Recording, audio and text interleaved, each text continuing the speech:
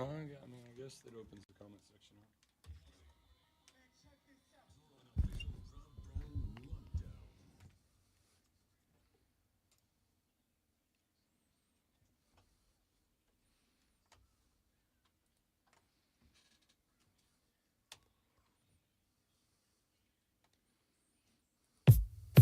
Yes. Indeed.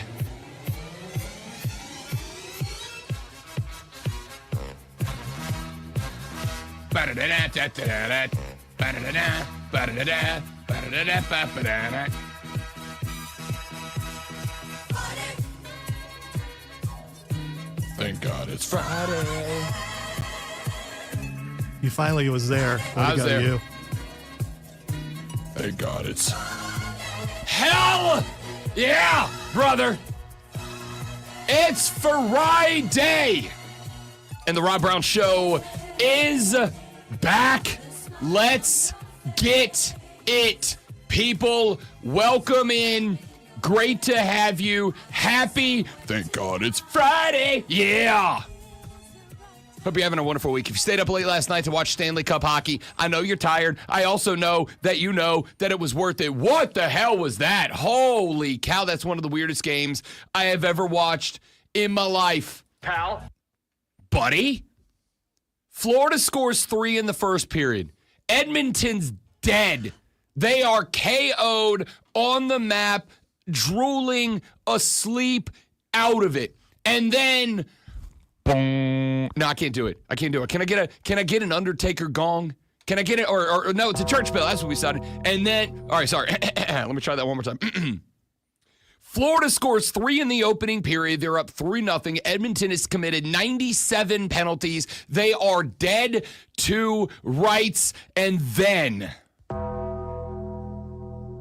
the arms across the chest, the sit-up, the head turn, the eyes roll back into the skull, and like a phoenix from the ashes, like a dead man from a ringside coffin, here come the Oilers. Second period, Edmonton scores 3. Then, third period, Edmonton scores again. They go up 4-3.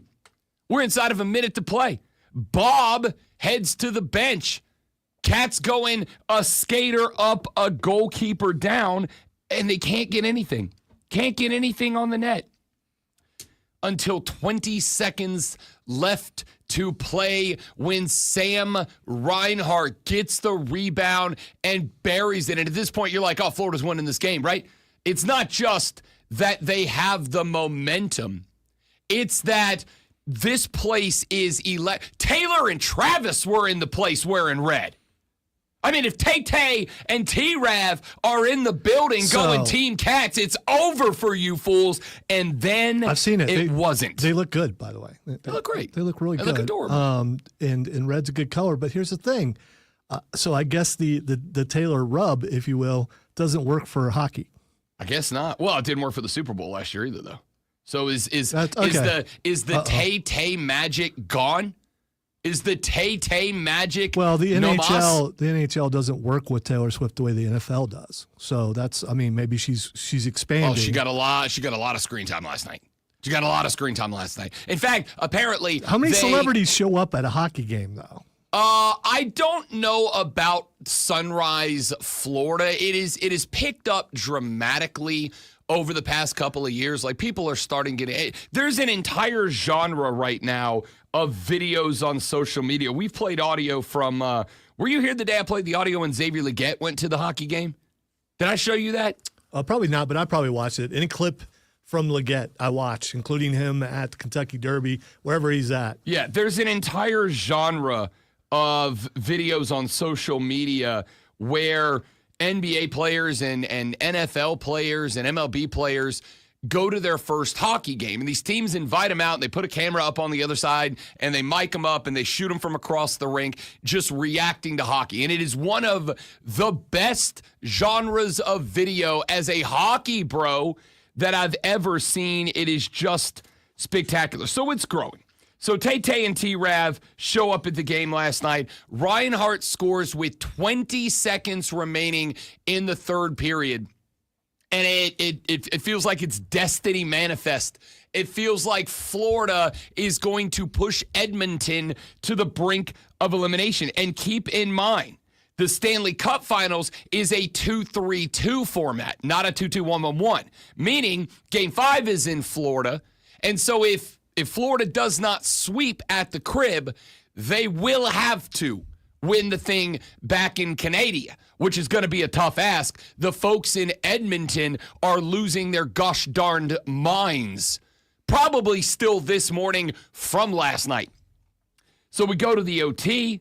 We skate about 11 minutes of the OT period, and it was genuinely back and forth. And then Leon Draisaitl, just a dude, ends up getting a bounced puck down the right-hand side, attacks Bobrovsky, fires it to the right side, and Bob was in a great spot.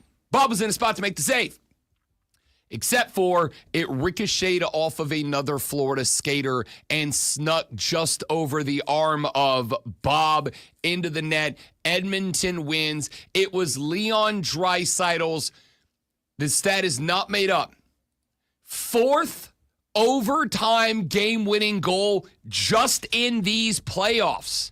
That is an NHL Stanley Cup. Actually, I should say that is an NHL postseason record. 4 times the Edmonton Oilers have gone to overtime, and 4 times Leon Draisaitl has found a spot. 4 times Leon Draisaitl has been the guy that is the guy.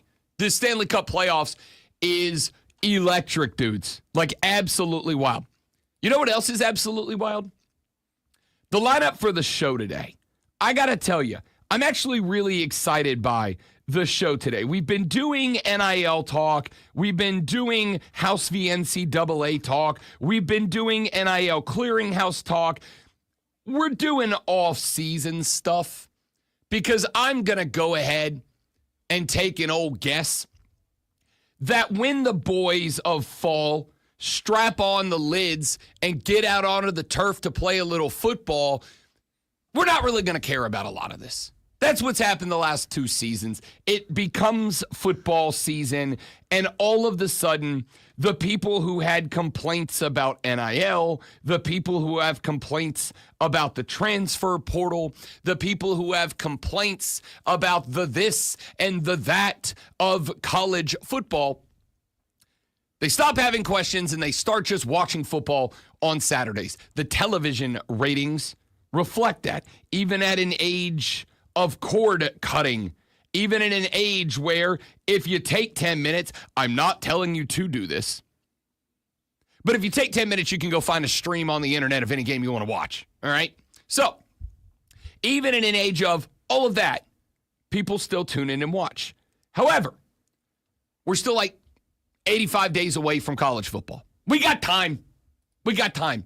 And so right now, the future of the sport and the future of college athletics at large, because I did say yesterday, there is a path in front of us, depending on what happens with this appeal with Title IX, depending on where we go with the Title IX stuff. There is a path ahead of us where we end up in a world where college athletics is effectively football and basketball, and then a couple of women's sports at every school to satisfy Title IX guidelines. But there's a world where many schools, especially smaller schools, ultimately end up having to cut potentially Olympic sports, club sports, because the money's just not there to operate them.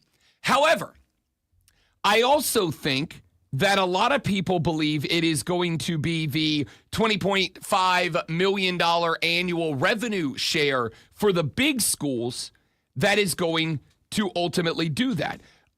We have got a few guests, 3 of them, as a matter of fact, who are going to be joining the show today to give us, I think, 3 different perspectives on the consequences of the House v. NCAA settlement.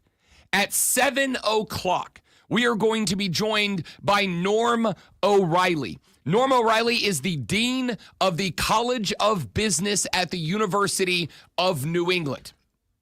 Norm is going to join us to talk about the NIL, the house settlement, the NIL world, the clearinghouse, etc., from a legal standpoint. What legal challenges might all of this face? How does Title IX play into this? How will future appeals fit into this picture that's being painted day by day? So at 7 o'clock, Norm O'Reilly, Dean of the College of Business, is going to join us. We will also push the water cooler cheat sheet back to 7:20. We will have at 8:40. This one I did not know we were going to book yesterday. It kind of came through randomly, and I'm glad that it did. Put in some legwork this week. And at 8:40, Jay Paterno, the son of Joe Paterno. He is an author. He is a coach and a commentator. Spent 17 years coaching at Penn State University. Coached a few other spots as well. And about a year ago, a year and a half ago, he put out a book called Blitzed, the all-out pressure of college football's new era. Now, Jay has been speaking from the perspective of a coach about the NIL era of college football. Today, he is going to speak to us from the perspective of a coach and university about what the House v. NCAA settlement means. Then at 9 o'clock, we'll be joined by Matt Hand. Matt is an attorney.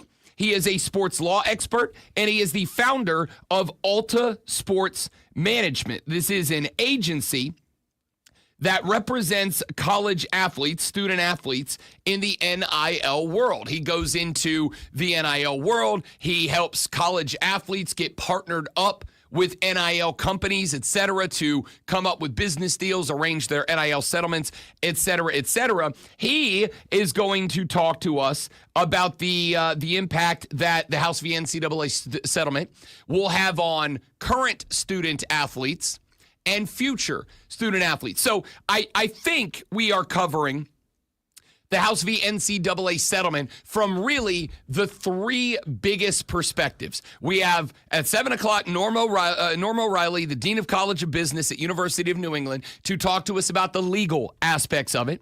At 8:40, we have Jay Paterno, son of Joe Paterno, who is going to talk to us about the House v. NCAA settlement from the perspective of coaches and schools.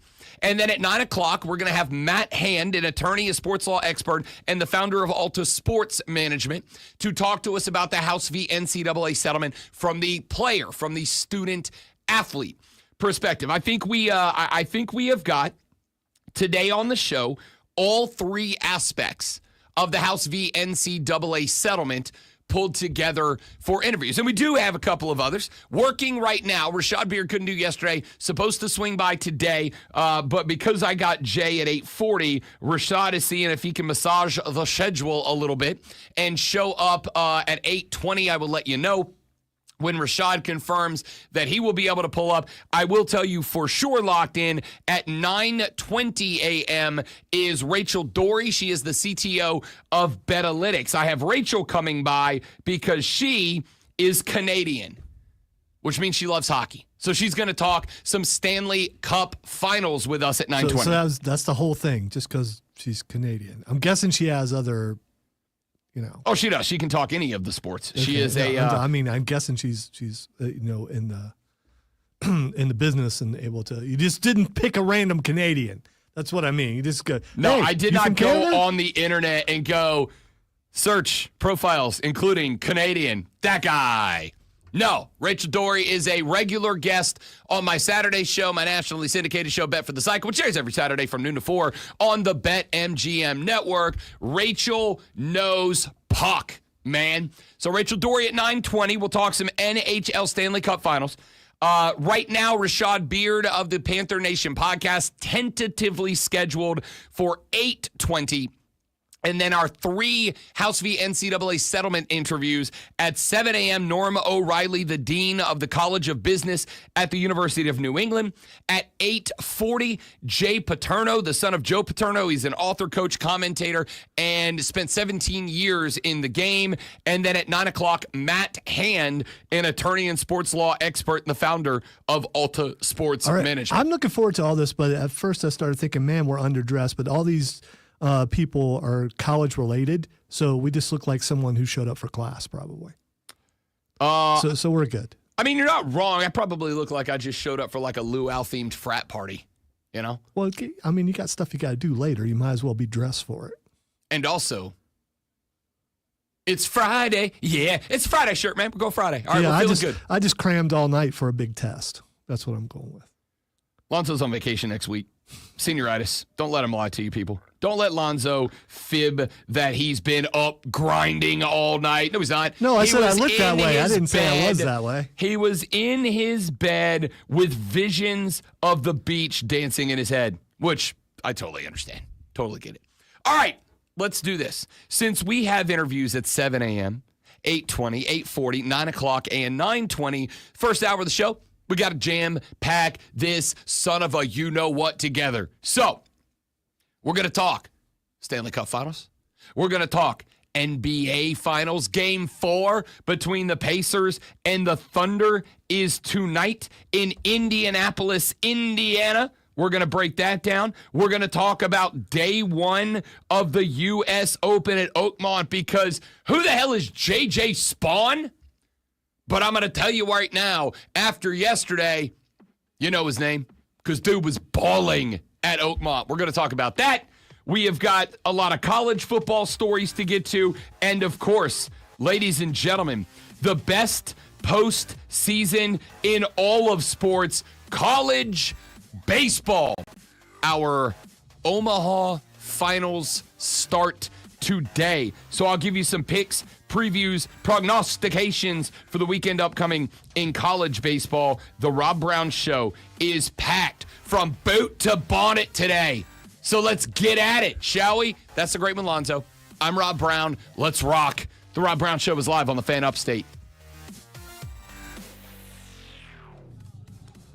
Is that like an 1800s reference or something? A boot to bonnet? That's what the British say from. Oh, no, I understood what it meant. I just never heard it before. You know I'm a big fan of alliteration. Yes. Thank God it's Friday, yeah. All right, guys, we're going to be right back. Don't go nowhere. Stay right there.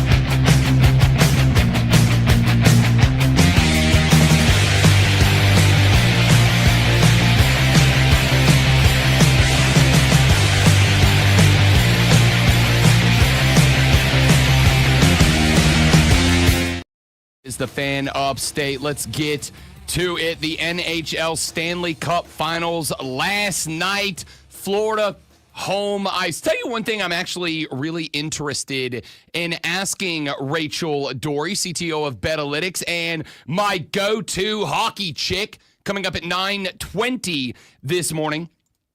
I did not know. Okay, let me scratch that. Let me start that over again. I did know because I used to work for a hockey team, the Pensacola Ice Flyers, down in Pensacola, Florida. And Pensacola, Florida is a very warm place. All right, you may have heard about Florida. It's a place of myth and legend and horror. Never been. I'm guessing it's that way though. Yeah, it's away. I'm not sure. That's south. Sure, it's that way. Okay. It's very warm down in the state of Florida. And for those of you that have ever read a book, you are very well aware that one thing that does not do well in warm is ice. It's not conducive to ice, is the warmth. And so last night, it was 80 plus degrees in Sunrise, Florida. It was 91 during the day in Sunrise. Now, what's the humidity like? I mean, yes, because that definitely will affect ice for sure. It's yes, all the time. It's yes, especially anywhere that is on the coast, right? So Sunrise, being on the peninsula, is near the coast. So you got heat, you got humidity. It's really, really difficult. And that's no different than here, right? The Swamp Rabbits are playing in October, and it ain't exactly chilly in the early portion of October. It's a challenge. And it's a little bit easier, I'm assuming, for the NHL teams because they've got the money to build those big, ridiculous, fancy cooling systems into the floor of their arenas. But the environment does have an impact on the ice that they're playing on. In fact, it was referenced multiple times throughout the course of that game last night by Kenny Albert and the TNT crew. Shout out Jackie Redmayne. You're doing a great job. We miss you in the dub. So the ice apparently, and I'm going to keep it a buck, even as somebody who worked for a hockey team down in the Sunshine State of Florida, I genuinely do not know what impact that has, how that impacts the ice, how it changes the structure of the ice, how it changes the rigidity, density. I don't really know. And so I'm really interested to ask that of Rachel Doerrie because especially in the first period, it was pointed out multiple times that Florida had a better than regular home ice advantage because the ice in Florida is different than skating on the ice in Edmonton, than skating on the ice in Canada. So this is going to be one of those few times that I'm going to tell you, I can't really speak to that because I don't know. Now, I'm not ashamed of that because while I do know puck, I don't know ice. So I'm interested. But what I can talk about is this game itself. What I can talk about is the hockey contest that took place last night. Again, an OT winner for the Edmonton Oilers, 5-4. They tie this series up at 2 games apiece. Game number 5 is at Florida because the NHL Stanley Cup Finals go with a 2-3-2 format. 2 for the host, 3 in the middle for the visitor, back to the host for game 6 and 7. I'll start with this great one. I don't know if you have a particular side in this. I much prefer the 2-2-1-1-1 model. I prefer breaking up the last 3 games. I do not like the 2-3-2. I think 2-3-2 is obviously the home team already has the advantage. Obviously the home team, by way of whatever format, whatever sport we're talking about works, has earned home ice, hardwood, grass, whatever. So in hockey, that has to do with record, right? I guess it has to do with record anyway. Right. Getting that. Yeah, I don't like it because it's definitely, but at the same time, it's an advantage for a reason. It is an advantage for a reason. That particular team was able to do better than the team across from them and get that advantage. This is one of those things that all of the reasons, because the NBA used to be a 2-3-2. Now it's a 2-2-1-1-1. All of the reasons that leagues do, and I think the NHL, if I recall correctly, I think the NHL is the only one of the big four that still does a 2-3-2. Because when the NBA switched, I know obviously the World Series is a 2-2-1-1-1 as well. I think they are the only remaining 2-3-2. I don't like it. I don't like the 2-3-2. I like breaking those last 3 games up. The home team, the host team, still has an advantage in that if it does go to 7, they get the home ice. But it just, like, how much... here's why I think I don't like it. I'm trying to, like, make this make sense to me because it's tough because I understand all the things that make the 2-3-2 the 2-3-2 and make it work. But I think for me, the reason I prefer the 2-2-1-1-1, and this is against almost everything that I am for most of the time. I think it is because of the fact that Florida went down to Edmonton, and in a 2-2-1-1-1, we would use the phrase stole home ice. Right? In the NBA, when the Pacers won game 1, it was, the Pacers stole home court advantage because what you know is going to happen is that no matter what happens, you're splitting the first 2, which makes it a best of 5, and the Pacers have 3 of those at their house.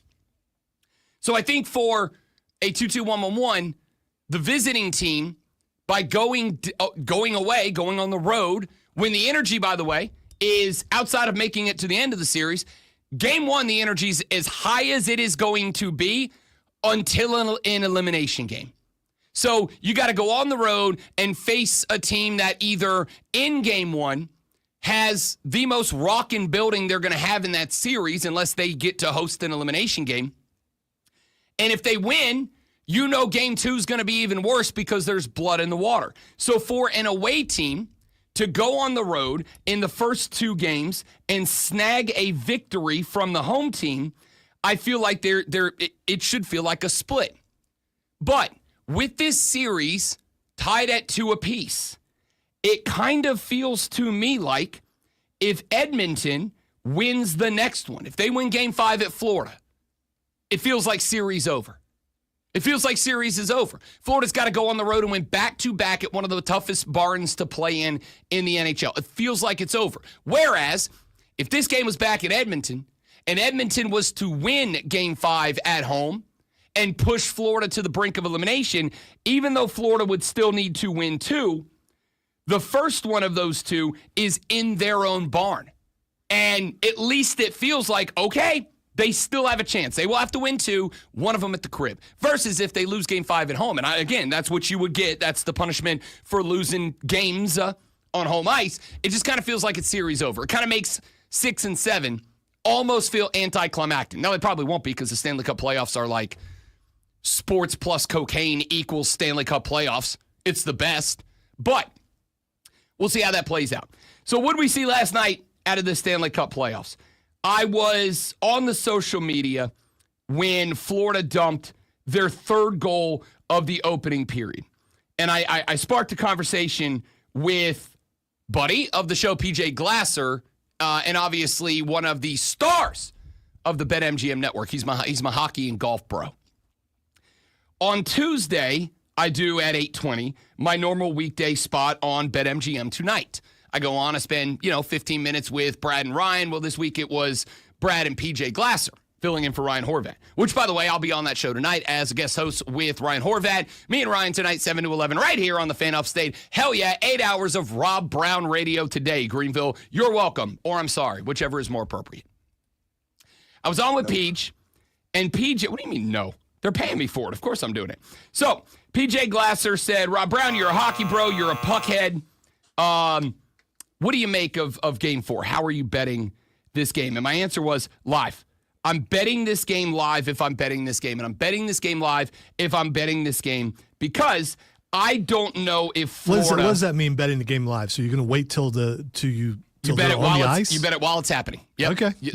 So as a game happens, obviously, the odds for that game will change. So, for instance, last night, Florida was a minus 150 favorite, meaning you bet 150 to win 100 back, right? And then Florida scored number one, and they became like minus 220 favorites, and Edmonton became plus 195 or so. Then Florida scored the second. There was a point after Florida went up 3-0 where the Edmonton Oilers were like plus 500 underdogs, meaning you bet $100, you get $500 back if they win. But obviously, they're down 3 goals, so it's a big bet there. So I told PJ on Tuesday, I'm betting this game live. And I'm betting this game live because at the end of game 3, at the end of game 3, it became a WWE pay-per-view. I mean, we did the math on it. If I recall correctly, there were 21 penalties and like 135 penalty minutes served. The boys were out there. They were a Charles Robinson short of a Royal Rumble for the last 10 minutes of this hockey game. And you could tell. Was it a matter of fatigue? No, it was a matter of Florida was kicking Edmonton's ass. And there comes a point, and this is something that I think it's not exclusively hockey, but the result of it is exclusively hockey. It got to the point where Edmonton was going, they're kicking our ass, so let's go kick theirs, but like actually, like literally. It basically came down to Edmonton started doing what Florida does. We're going to hit you on cross-checks.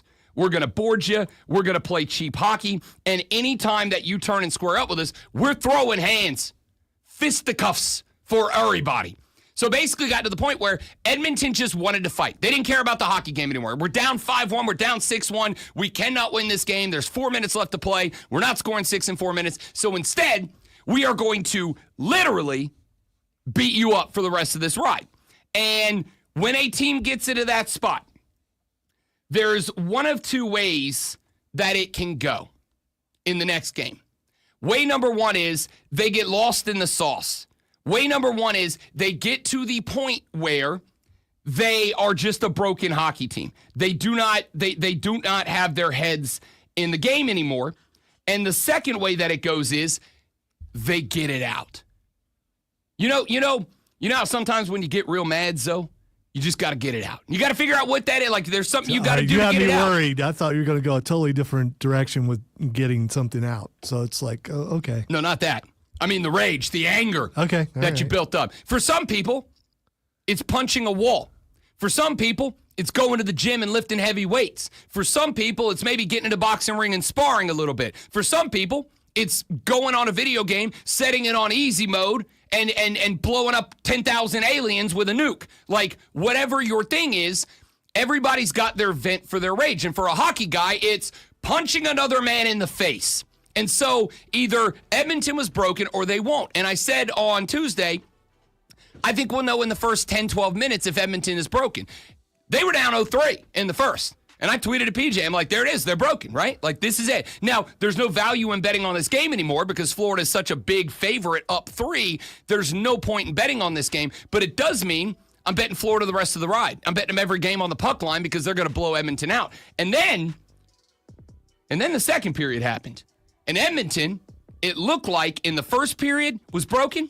In the second period, Edmonton played maybe the most organized, disciplined hockey that the Florida Panthers have seen in this postseason at all. They weren't reacting. They weren't biting. They were skating to their spots. Florida just started dumping the puck to the other end. Edmonton said, we're not just going to chase you around the ice. If you dump it, we're going to pick it up, and we're going to play our set. We're not just going to throw it the other way and hope somebody's down there, which is what they did in game 3.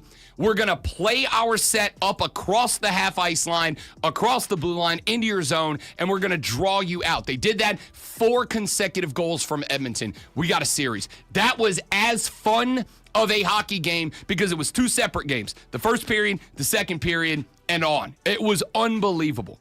All right. We've already told you got a busy day coming up here in about 26 minutes. Norm O'Reilly is the Dean of the College of Business at the University of New England. Going to talk some NCAA v. House v. NCAA with us. That's all coming up. The Rob Brown Show rolls on. It is the Fan Upstate.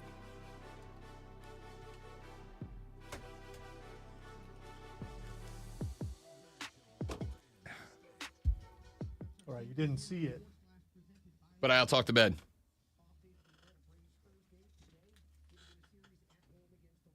You didn't see it, but he out-talked the bed, so I had to use a second bed there. Also, breaks are somewhere between 15 and 17 for the first one. The second one is 33-ish. And the last one's around 56. You just not in this one. Not in this show. Okay, Sports Flash plays in this break in this one, and then the Sports Flash for this show is read live. That's the thing that I was working on earlier. Yeah.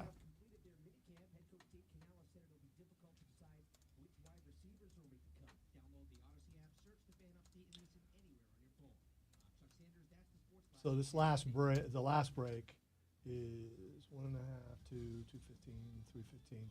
It's generally been around between 3:30 and 4, but then you got to add an extra minute on for Sports Flash. I'm guessing Rob does it when I'm not here. So if you count it as 3.5, then it needs to be somewhere around 4.5. But the way that break runs is there is a flash bed, which you need to play underneath what's red, which you'll see in about 15 minutes when I do it. And it's a minute long, and then after that's over, then we go into the break. So it's kind of like the first element out of the talk segment, right? Yeah. Kind of like a live read. But it's usually introduced. In this case, it will be introduced, but since I'm not here, I don't think that Rob introduces himself, but he might. Hi, I'm Rob. On the Sports Flash? Yeah.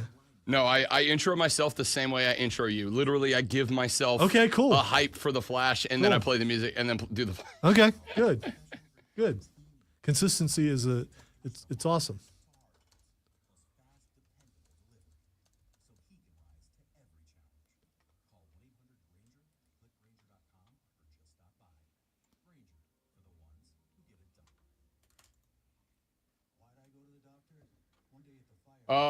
I went ahead and sent everybody their link before the show started. I'm only saying that to you so that I can say it out loud. Symptoms like irregular heartbeat, heart racing, chest pain, shortness of breath, fatigue, or lightheadedness can come and go. But if it's AFib, the risk of stroke remains. If you have symptoms, contact a doctor. I'm so glad I did. Visit NoTimeToWait.com, sponsored by Bristol Myers Squibb and Pfizer.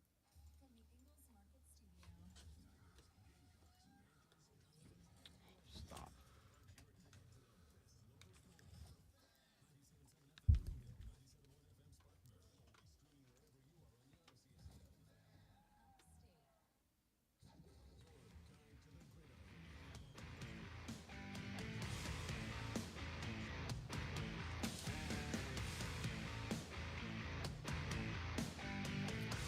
Hi. Hello! The Rob Brown Show back on your radio, the Fan Upstate. One more time, running you down through the schedule. Guest we have on the docket today because it, I think, is a very good one. We have talked all week about the settlement reached last Friday night, the House v. NCAA settlement.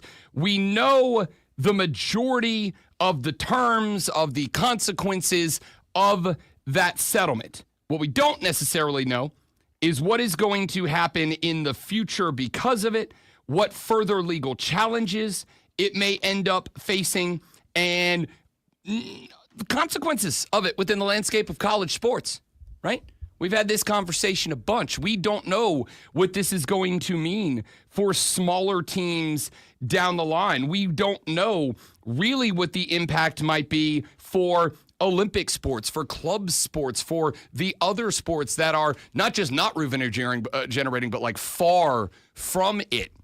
We don't know all of the consequences. We don't necessarily know. We talked with Lulu Kesson of the Greenville News yesterday, and I asked Lulu, she covers the South Carolina Gamecocks. I said, hey, what's the talk on campus since the settlement got handed down? And Lulu effectively said the coaches were a little bit more vocal about it before the settlement. They're not really talking about it afterwards, right? Maybe in vagaries, but not really diving into it. So we don't necessarily know what a lot of the colleges are thinking. We know some of the preemptive actions that they took. We talked about the fact that Kentucky kind of jumped in a creative thought process and said, hey, let's make our athletic departments an LLC, right? Let's make it a limited liability corporation. Let's make it a business. Like, it's a business now. If we're going to be doing revenue sharing and we got to help run and found NIL contracts and organize them and make sure they're followed and adhered to, let's just make ourselves a business. And that way, down the line, if we get sued by an agent or a parent or a former student who's unhappy, yeah, they might win some damages, but they can't take our stuff to do it. That's very interesting. And we don't know what this is going to mean for a huge swath of students. I think we kind of have an idea of what this is going to mean for a lot of football players, a handful of basketball players, but what about everybody else? So to me, this NIL, the House v. NCAA settlement discussion has three prongs to it. It has the legal prong to it. It has the school and university prong to the fork, and then it has the student athlete prong to the fork. And I think that there are questions about what this settlement is going to mean for all three of those parties. And I've got an interview scheduled throughout the course of the day to answer questions about all three of those prongs of the fork. At 7 a.m., here in about 20 minutes, Norm O'Reilly is the Dean of the College of Business at the University of New England. He is going to talk to us about the legal side of this.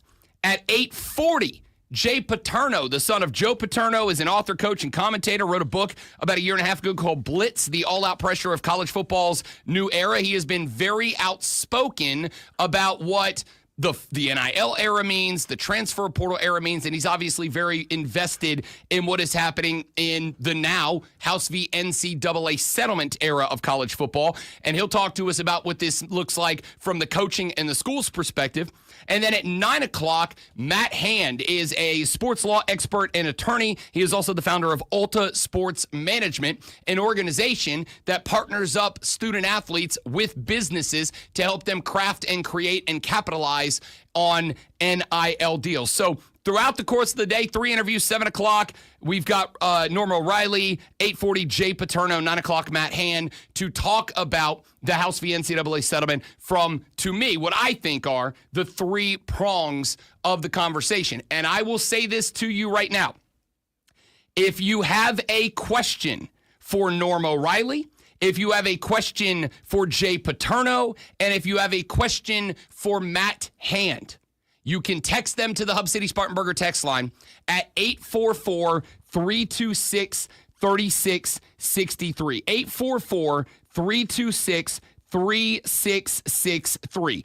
If you have a question for one of our guests in particular, then shoot the text and start the text with the name of the guest you want to ask the question to. So if you've got a question about the legal aspect of the House v. NCAA settlement, start your text with Norm and then type your question. If you've got a question about the coaching or athletic department side of the House v. NCAA settlement, and it's for Jay Paterno, then text Jay, followed by your question. And if you have a question about the student athlete side of this, then text Matt and text your question, 844-326-3663. If you guys dump some good questions on the Hub City Spartanburger text line, I will make sure that I ask them of our three guests today. Working on Rashad Beard to talk Panther football at 8:20. Rachel Doerrie, the CTO of Betalytics, will swing by. She's a big hockey chick. She's going to come by and talk some hockey, some Stanley Cup Finals with us coming up at 9:20. So a very, very busy show this morning. Also, since I got you, and since I'm doing a little spring cleaning here on the program, I will let you know that on the 14th, 15th, 16th, and 17th of January, the Rob Brown Show will be live from SEC Media Days in Atlanta, Georgia. Not January. Did I say January? You said January. Thank God it's Friday. Yeah. Of July. I'm going to keep it a buck with you. That's about as far out as I have my life planned. I got no idea where the hell I'm going. Dude, you got something planned for next year? Yeah, right. Okay. Yeah, I mean, like, I know I'm going to watch the national championship game. I know I'm going to watch the Super Bowl. That's about it for next year, okay?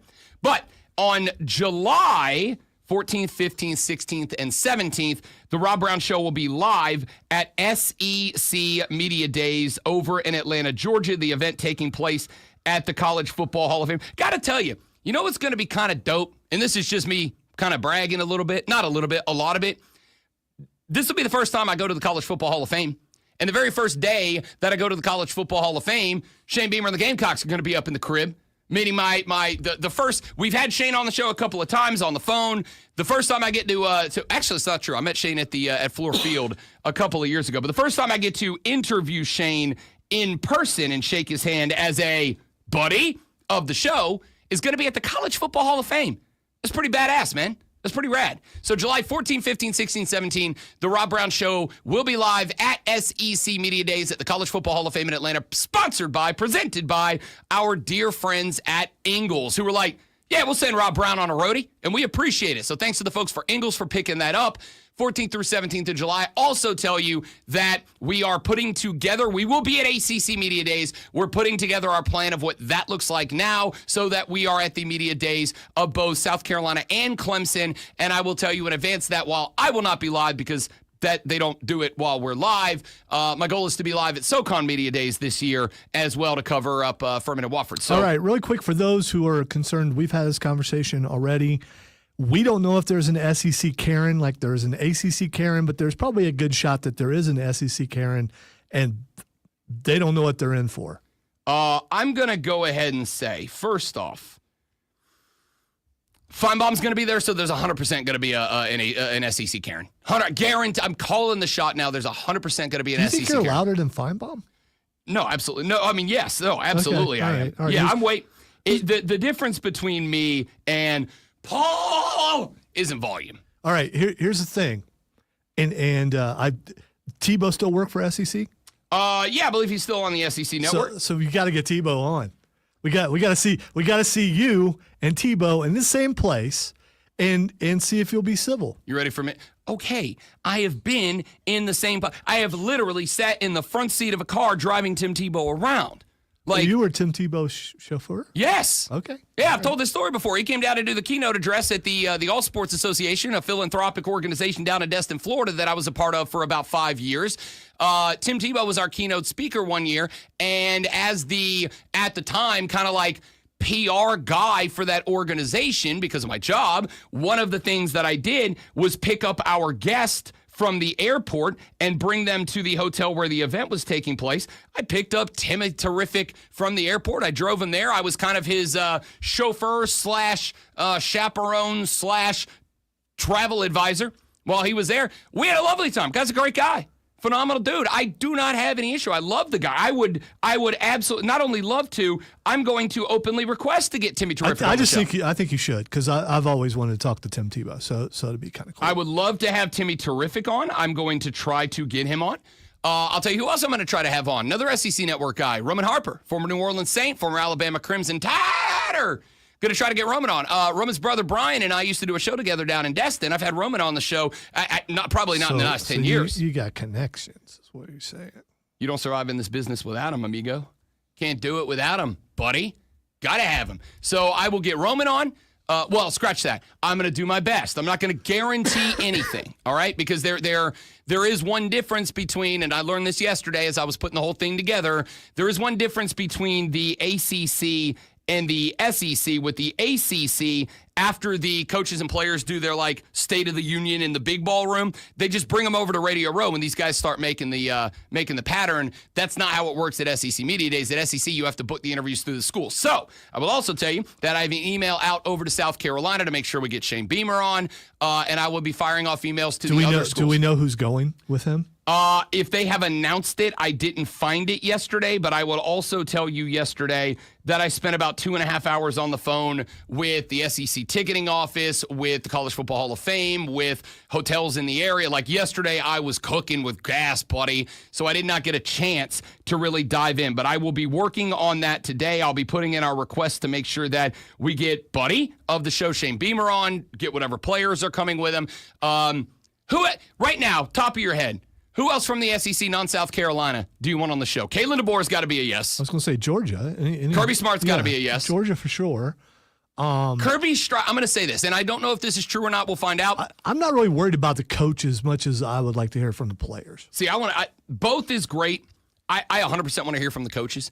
Kirby strikes me as, I'll tell you, this is how Nick Saban was, and I do not hold it against him, okay? Even as a member of the media, I do not hold it against him.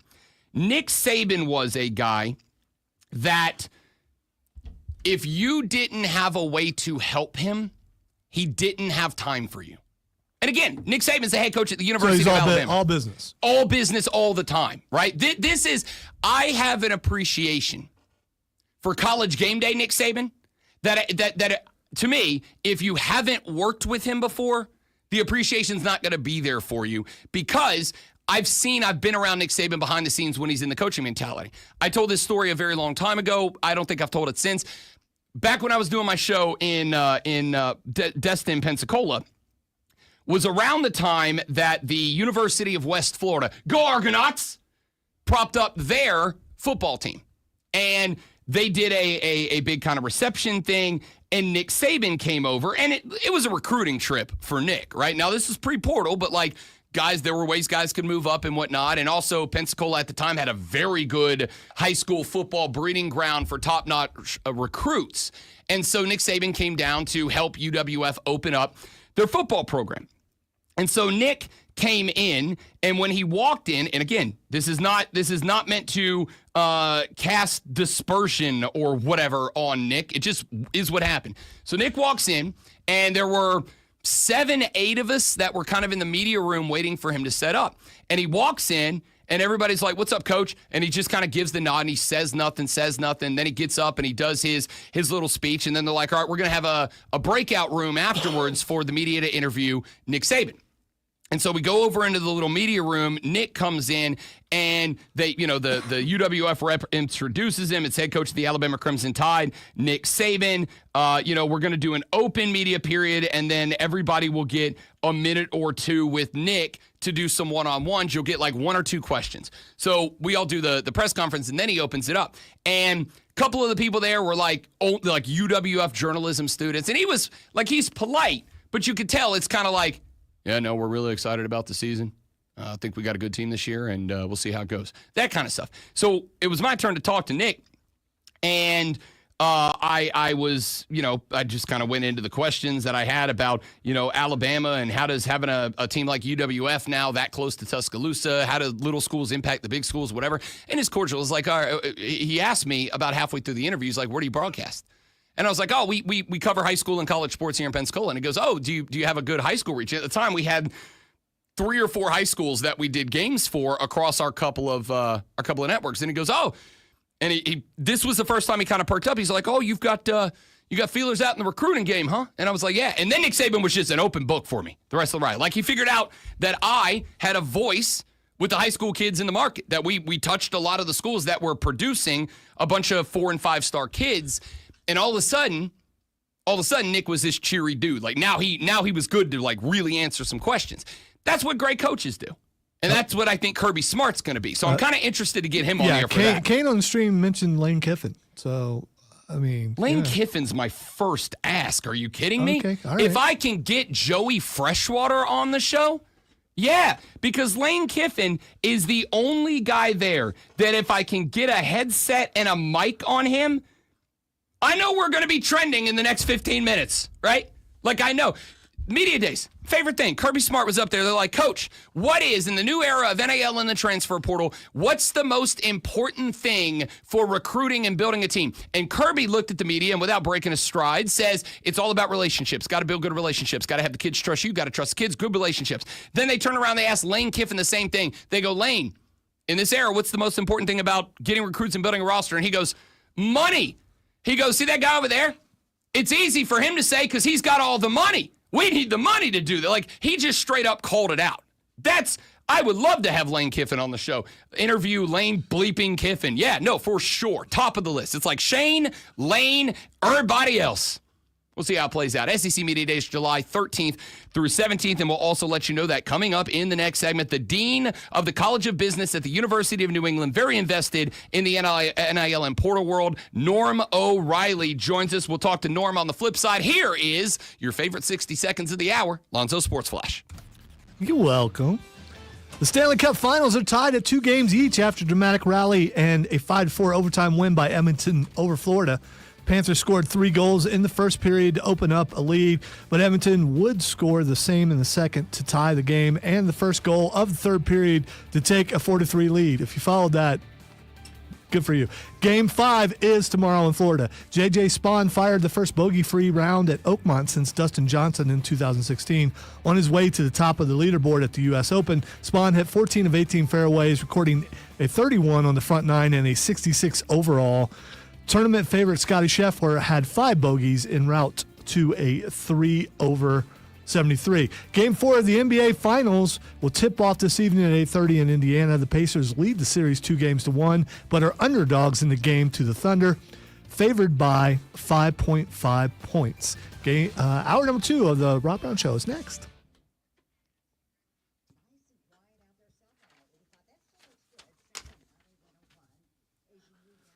Game hour. I mean, whatever it takes.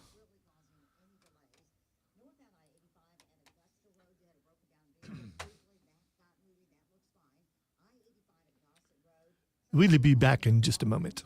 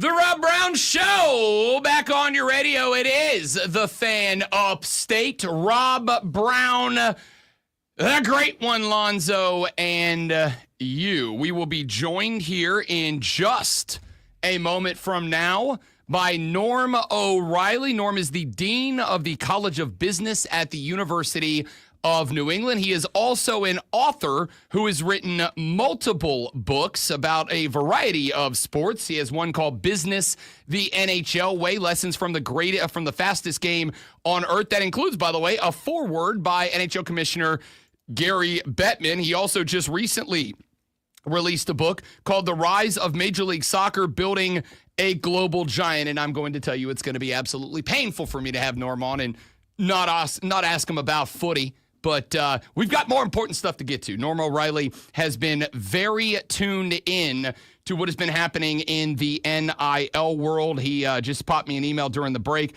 said he's taken just an extra minute to get himself set up in front of the computer. And as soon as he logs in, we will get him on the show here and ask him. Again, if you missed it, we are stacked, racked, locked, and loaded for the day. Norm O'Reilly will be here in just a moment. Confirmed Rashad Beard at 8:20, kind enough to move up a segment. We'll talk some Panther football with Rashad at 8:20 a.m. Jay Paterno, the son of Joe Paterno, he's also an author, coach, and commentator, spent 2 decades coaching, including 17 years at Penn State. He is also an author now with a book called Blitz, the All-Out Pressure of College Football's New Era. He wrote that book when the NIL and the portal world started to materialize. Jay has obviously also been very much involved with the House v. NCAA settlement. We'll talk to Jay from the perspective of the coaches, the athletic departments, and the schools. And then at 9 o'clock, Matt Hand is an attorney, a sports law expert, and a founder of Alta Sports Management, an organization that helps partner student athletes with brands, with companies, to create and capitalize on NIL deals. Then at 9:20, Rachel Doerrie, the CTO of Betalytics, is going to pop by because, well, we had a redonkulous Stanley Cup Finals game last night between Florida and Edmonton. We will get her reaction to last night's game and her predictions for the future of the Stanley Cup playoffs at 9:20. But again, the 3 guests to discuss the NIL. I am very excited to have our guest today to ask some of the questions that I'm sure many of you have. I know I do, because we got a lot in terms of consequences. We got a lot in terms of knowing what's happened and where we're going. And we still got a lot we got to figure out to help us do that. Joining us now on the radio program, he is the Dean of the College of Business at the University of New England. Mr. Norm O'Reilly joins the show. Norm, my man, good morning. Thanks for taking a few minutes, buddy. Great to have you. Thanks, Rob. Thanks for reaching out. Sorry I'm a couple of minutes late. Happy to be here. Oh, it's all good, man. I know you're very busy, and I know that because you are both in your car, but also wearing a tie, which means it's an important day for Norm O'Reilly. On a Friday, no less. No less. Yeah. Does UNE not give you casual Fridays, Norm? Our board of trustees is in town. Otherwise, I wouldn't have a tie on, to be honest. Gotta schmooze the bigwigs. Gotta schmooze the bigwigs. I get it. All right, Norm, let's get into the ramifications of the House v. NCAA settlement. And I'll start with you, if you don't mind. Just kind of your 36,000-foot view. We had extension after extension after extension of the settlement. We thought we were going to get a decision 2 or 3 weeks ago. It gets pushed into early June, which is interesting because there are deadlines coming up as far as opting into the revenue split, getting that set by early July when the payments are supposed to start. So just your 36,000-foot view on what we went through, how we got here, and the reaction you had last Friday night when you heard that the settlement was accepted by Judge Claudia Wilkin. Yeah, it's a great point. And these legal casings with billions of dollars at play, actually, there's an argument that it's come pretty quickly. And, you think about the ramifications of paying off athletes in the past, how that's going to get implemented. This decision and the very specific words, as many experts have been saying, are going to dictate many further legal cases, discussions among schools, the NCAA, athletes, their agents, their states. It's going to be really, really complicated. So these are exceptionally important decisions that's been made from that perspective. And then also the changing reality of the current landscape, which is essentially make it just like pro sport in terms of sponsorship. So let's talk. I do want to circle back to that, but I do want to talk about the potential legal challenges. We have an appeals process. We already have our first major appeal that's been filed by a group of young women who are arguing that the settlement does not meet Title IX standards. The judge heard that argument during the appeals process, said that this isn't really a Title IX case. This is kind of disconnected from that. What do you make of, if you've got anything on that particular appeal, and what other challenges might this settlement face down the future, and what impact would it have on the settlement potentially? Yeah, it's a great, I mean, the appeal is interesting, and I don't have any specific insight which way it's going to go, but I think it's indicative of many we're going to see. As we all know, a large proportion of the dollars and profitability, if you can use that term, is for men's football and men's basketball, right? That's the reality. So whether it's women's sport, whether it's Olympic sport, swimming, etc., those sports traditionally have been a much different environment, right? We've written a lot about this. Those 99.9% of the athletes, that the scholarship was the best thing that ever happened to them. And I was one of these types of athletes, right? You don't want to lose track of that importance. But those that have market generating potential tend to be those two sports we just talked about, and Olympians.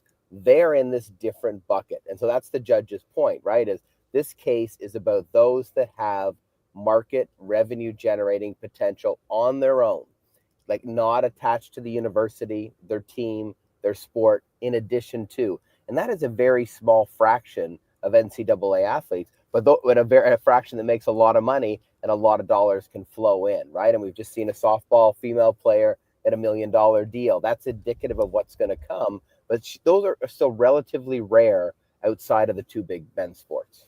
Norm O'Reilly, Dean of the College of Business at the University of New England, kind enough to join us here on the Rob Brown Show in the Fan Upstate this morning. That's kind of been a big question, Norm, is what does this settlement mean for those Olympic sports? I was listening to somebody on a different local show yesterday say that they have the fear that Olympic sports could ultimately end up going away because of this settlement. The universities are so concerned about meeting the terms of the House settlement and about the revenue split and taking care of the athletes in the world of sports that does generate revenue, that they may ultimately start cutting some of the other programs that definitely don't. Have you got any input on what danger this might pose to the non-revenue generating sports? Yeah, it's a great question. It's something we've actually seen, right, in recent years. And you think about the examples of men's wrestling, that because of Title IX and schools making decisions. So the big question is, does this grow the overall pie, right? Because now brands and external entities and donor pools, et cetera, can get more value for their money because they're allowed to do things with athletes, the universities, the teams, coaches, whatever they want to do. It's an open market.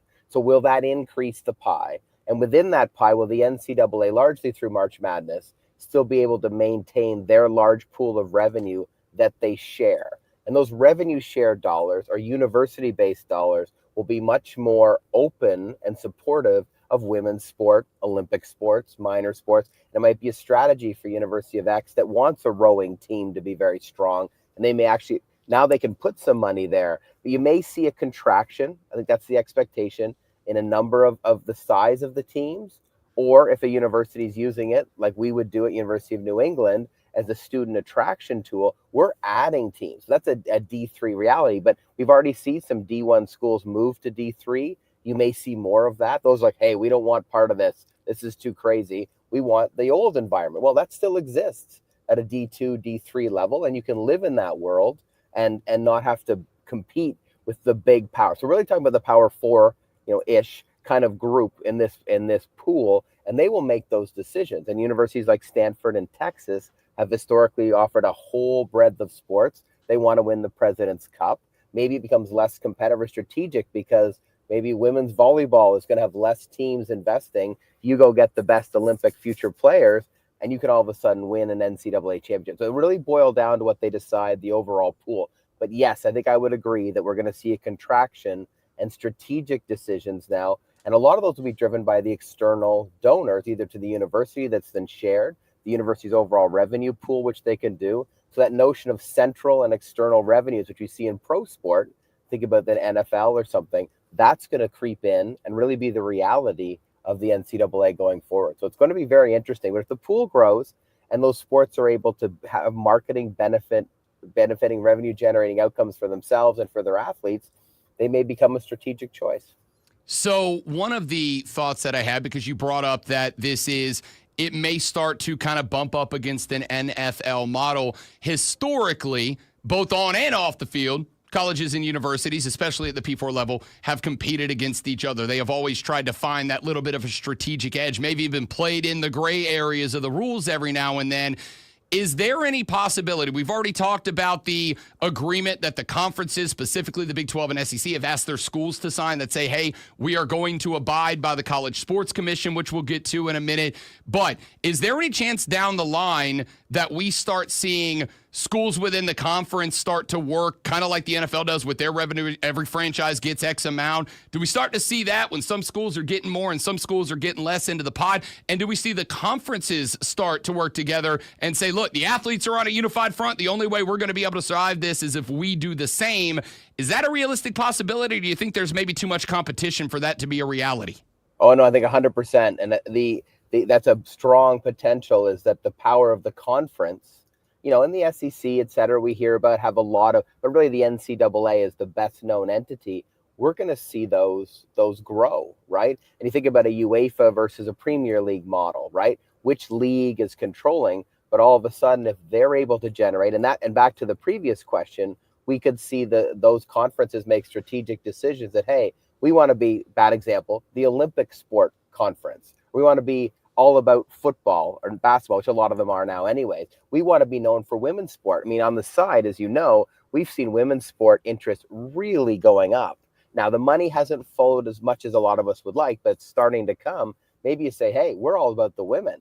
And so I think that's a very interesting point you make, and really something that this decision allows is a conference now has a lot more latitude strategically to either A, direct their own funds, or B, support their athletes attracting those funds. Because, you know, creating that marketing value doesn't, I mean, there's sure the super duper star and she's super charismatic and social, yes, but the universities and the teams can also really support a lot of their players. I mean, there's lots of MLB players that get sponsorship that really have none of those attributes, but because they're part of a team that do that. So you could see a lot of interesting things happen, and schools have done that already under the previous NIL, but under this generation, if they could provide a platform for their athletes, imagine you come in and they've got all the social tools, digital tools, PR people. You've seen some HR changes at the big schools already, and they're kind of characterizing it as, hey, we're letting people go. I think you're going to see they're going to let people go on the sport technical side and start hiring people on the marketing digital side to support those athletes.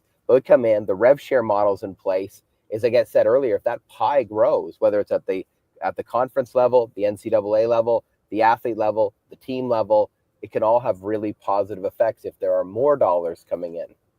Norm O'Reilly, Dean of the College of Business at the University of New England, joining us here on the Rob Brown Show on the Fan Upstate. If I had to ask you now, and I know that we are talking about a process that may be playing out for years, if not decades down the line, if I had to ask you what the biggest legal hurdle or the most likely legal challenge against this settlement that could throw another wrench into the system, what would you think that might be? Clearly, the biggest one is the going back in time. And I think it's 2.8 billion is the actual number that's been set aside for previous athletes. Like, oh my God, that's a math problem, right? Who gets it? How do you divide it out? How do you make it fair? So let's just put that aside, right? Because I think your question's an interesting one. That's by far, and that's going to be something that happens, but it's not going to affect the regular day-to-day.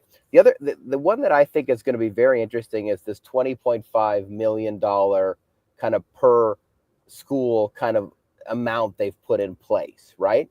And that's a really interesting one because you have the haves and the have-nots, right? And for Michigan and Texas, that's why, well, can we spend more, right? But for a lot of the lower end Power 4 schools, and then the next level of D1, in some cases, that's your entire budget, right? And so you can't do that. And so it's going to really, really create this have and have nots out there. And so if you're still a D1 school, that really wants to have competitive teams and wants to do well in March Madness, and the Cinderella teams may start disappearing, right, in this kind of model. All of that's going to be very interesting. And whether at the conference level we talked about, there'll be some interesting legal challenges there outside of how do we divide up that big amount of money in the past. So I think there's going to be some ones that have a lot more implications on the current reality, but clearly a lot of legal fees are going to be spent on splitting up that $2.8 billion.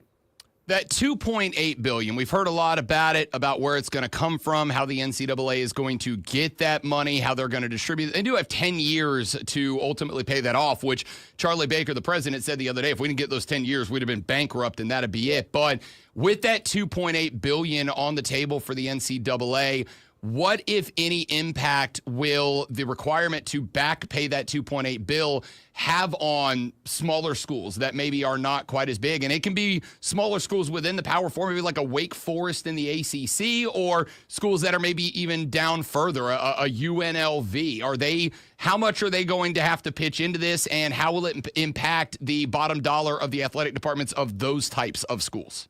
Yeah, it's a great question, and it comes down to, we've seen this in other pros, because we can classify this as pro sport now. If you have a weak league, right, if the league is not able, and you could use the same thing in any association environment, not able to support its members, so the schools as members, when they need it. So the NCAA has been in a very good position for about 4 decades, right, largely thanks to March Madness, and we all know the majority of their revenues come from that event. So as long as that event stays like it is, they should be okay to cover this. But their financial situation, as Charlie said, for the next 10 years is highly constrained. So the ability for them to support a member who's in trouble, to invest, which they do, right, which a good league does, is compromised. So that's a bit of a risk. Now, as he said, there's that 10-year window, and that's why she likely gave that amount of time. That could be extended. It's going to get delayed in legal cases that parts of it are there. If they got a plan, hopefully they can do it. But their ability to do other things, just like you take a big mortgage out on your house, your ability to go buy a new car goes down, right? The same analogy is at play. They're now highly leveraged with a huge debt, very challenging for them to do other things financially. So if another big problem was to come along 3 years from now that none of us have foreseen, that could cost them a nine-figure check, we're in trouble, right? And so that's where the risk comes. And then those schools that need the NCAA, and there's lots of them, would find that they wouldn't be as helpful as they have been in the past.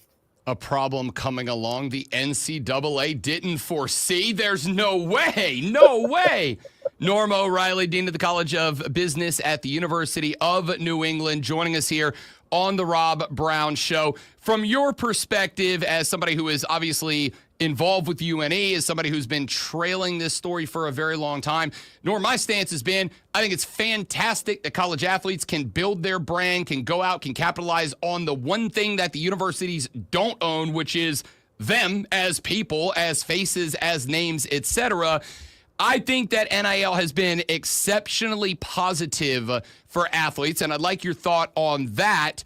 And then your thoughts on with the NIL Go, with the new clearinghouse rules, with all the things the schools have to do to make sure that these contracts are good and they fit within the parameters and all that, how you think this decision may impact NIL down the line, if at all.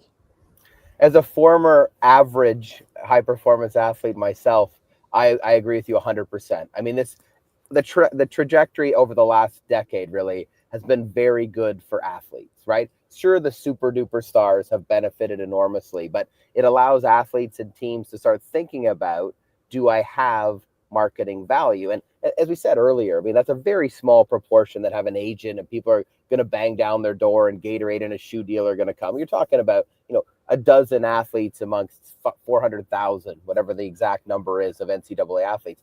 But for the rest of them, as long as we can keep that scholarship model in place, which is the best thing in the lives of many of those athletes that ever happened to them, right? And so you'd hate to see that go away. But for the teams that do well, that promote, that are attached to a school that's going to support them, it also allows the universities to start having people that are agent-like. And we've seen this already with NIL, the first round, to have experts like an agent would do for a super pro to say, hey, Rob, you should focus on your studies and your training. You don't have a lot of marketing value. We're not being mean to you, but no one's going to give you extra money. You might get a couple of discounts at a local restaurant and to go to school and whatever, but we're not going to give you. But hey, Rob, wait a minute. You're now really showing some potential. You're on the U.S. national team.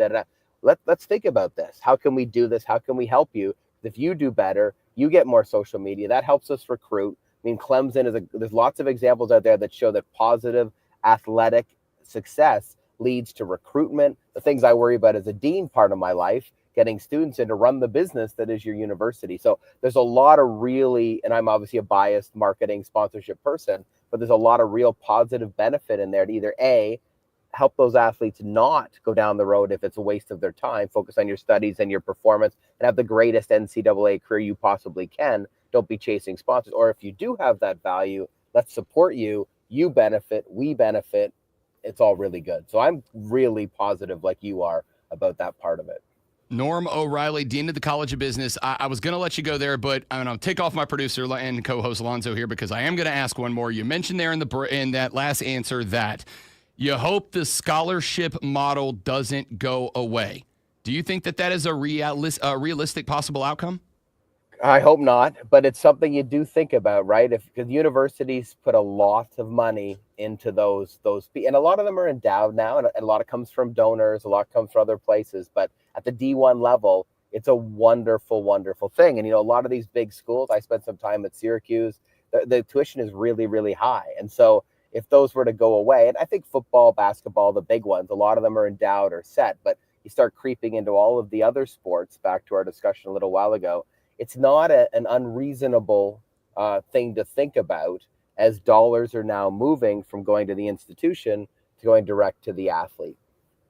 Norm O'Reilly, Dean of the College of Business at the University of New England, kind enough to share some time with us today. You can find information about UNE at une.edu and the College of Business at une.edu/college-of-business. And two really good books that I'm intrigued. I'm going to pick up The Rise of Major League Soccer, Building a Global Giant. As a footy head, I'd really like the MLS to keep going up. I'm going to have you back, Norm, to talk a little MLS in the future. My man, honor, privilege. Thank you very much for the time. I'm looking forward to doing it again. Thank you, Rob, so much. It was great. Thank you. Absolutely. Absolutely. Norm O'Reilly, again, Dean of the College of Business at the University of New England, kind enough to give us some time this morning. Let's head to a break. We are back after this with your water cooler cheat sheet next on The Rob Brown Show in the Fan Upstate. Norm, fantastic stuff. Thank you very much, man. Thanks, I genuinely appreciate that. No, I'd love to do it again. And sorry about the connectivity at the first, but I think it worked well in the end. So thank you so much. Yeah. I've got your number and your email. I will reach back up, especially as we get closer to the World Cup next year, because I really would like to have you on to talk MLS. But as stuff like this continues to develop, man, I'd love to keep you in the back pocket as a resource if you don't mind. Anytime. And the MLS, we dug in super deep. So if that's a topical thing, I could talk all day about that. Would love to. So thanks so much for having me. I was You great. got it, man. Thank you very much for the time. I appreciate it. Take care. That was good. I like that. That was interesting. Until he said the scholarship model going away, and then I freaked out a little bit. Well, my thing was the fact that some colleges may decide to go down to D2 and D3. I thought I've never heard that before, and that's a very interesting concept. Who was it? There's a school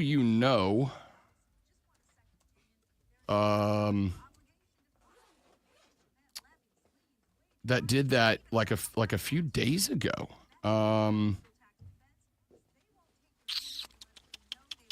Who was it?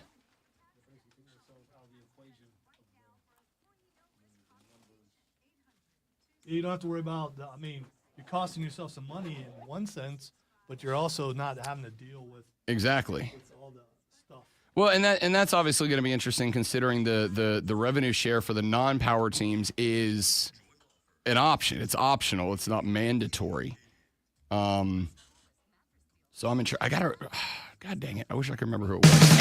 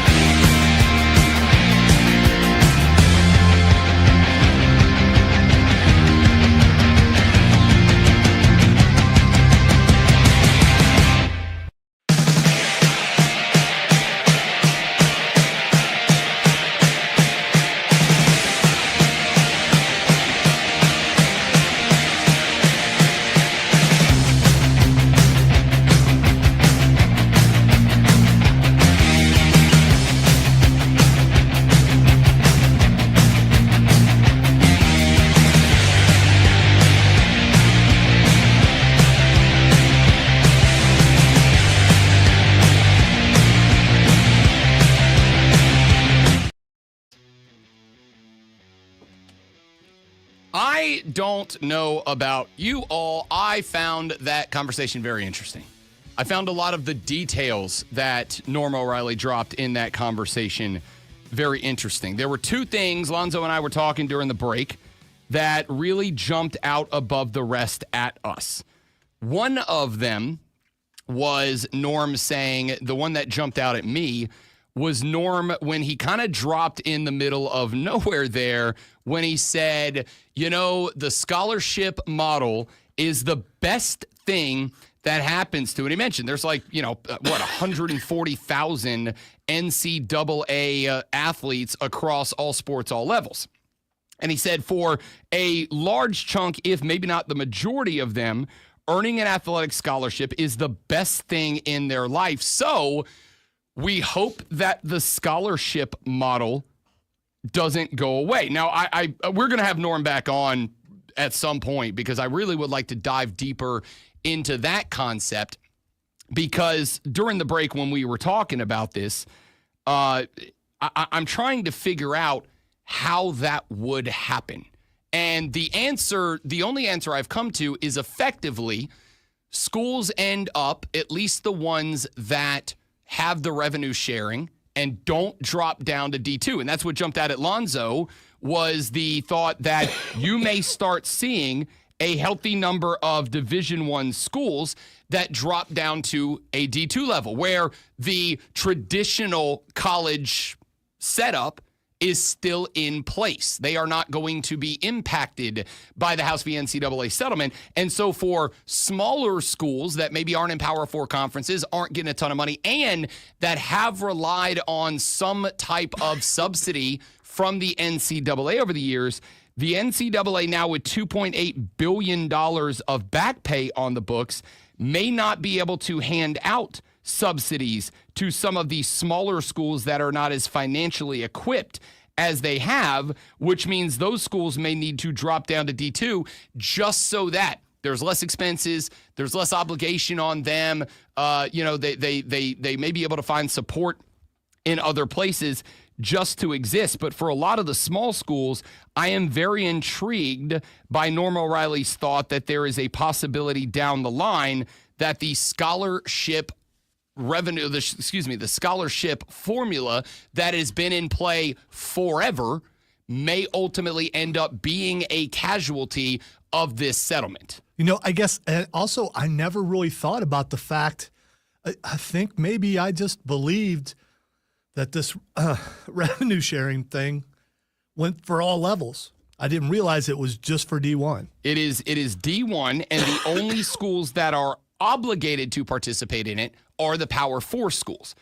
Anybody outside of the Power 4, UNLV, if they elect not to participate in revenue sharing, doesn't have to. But Norm also said... So Notre Dame doesn't have to do it. I believe Notre Dame is part of the agreement. Oh, okay. Even though they're outside of a conference. I believe, I could be incorrect about that. I believe they are part of the agreement. But what I would say about that, and again, there's all these different interesting aspects that we still are going to discover. And as Norm pointed out, there are legal challenges coming that we probably could not have forecasted. Right? I kind of made the joke in there, but he said, if something comes down the pipe, another settlement, another judgment against the NCAA that has another 8 or 9 figure back pay or penalty or obligation attached to it, the NCAA could end up in real trouble. The part of the reason they were willing to accept the settlement here was, aside from the fact that it limited the back pay of damages to $2.8 billion,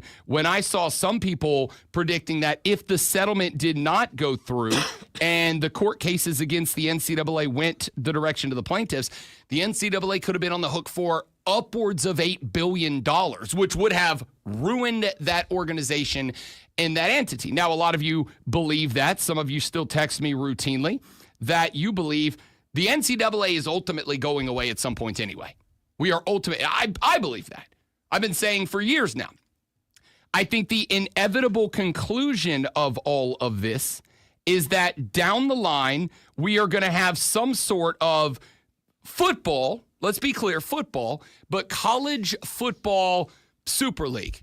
Not all of you super versed in soccer, but you heard him mention the concept of a super league in soccer. There was a big controversy a couple of years ago in European soccer because a group of owners of major clubs got together and basically said, what if we established a super league that only was comprised of the biggest clubs, the most well-known, the biggest clubs? And people really got angry and spoke out about that because basically what would have happened is you would have established a world in which a lot of small clubs would have just died. Their ability to get in, stay in, participate in the top 2 or 3 levels of domestic and club football is what kept them afloat. So you have this concept on one side of the Super League gets together. It's going to generate a ton of interest because it's the best of the best, only playing the best of the best. But you would have killed off a lot of smaller clubs, A, and B, you would have restricted access to football for a lot of fans.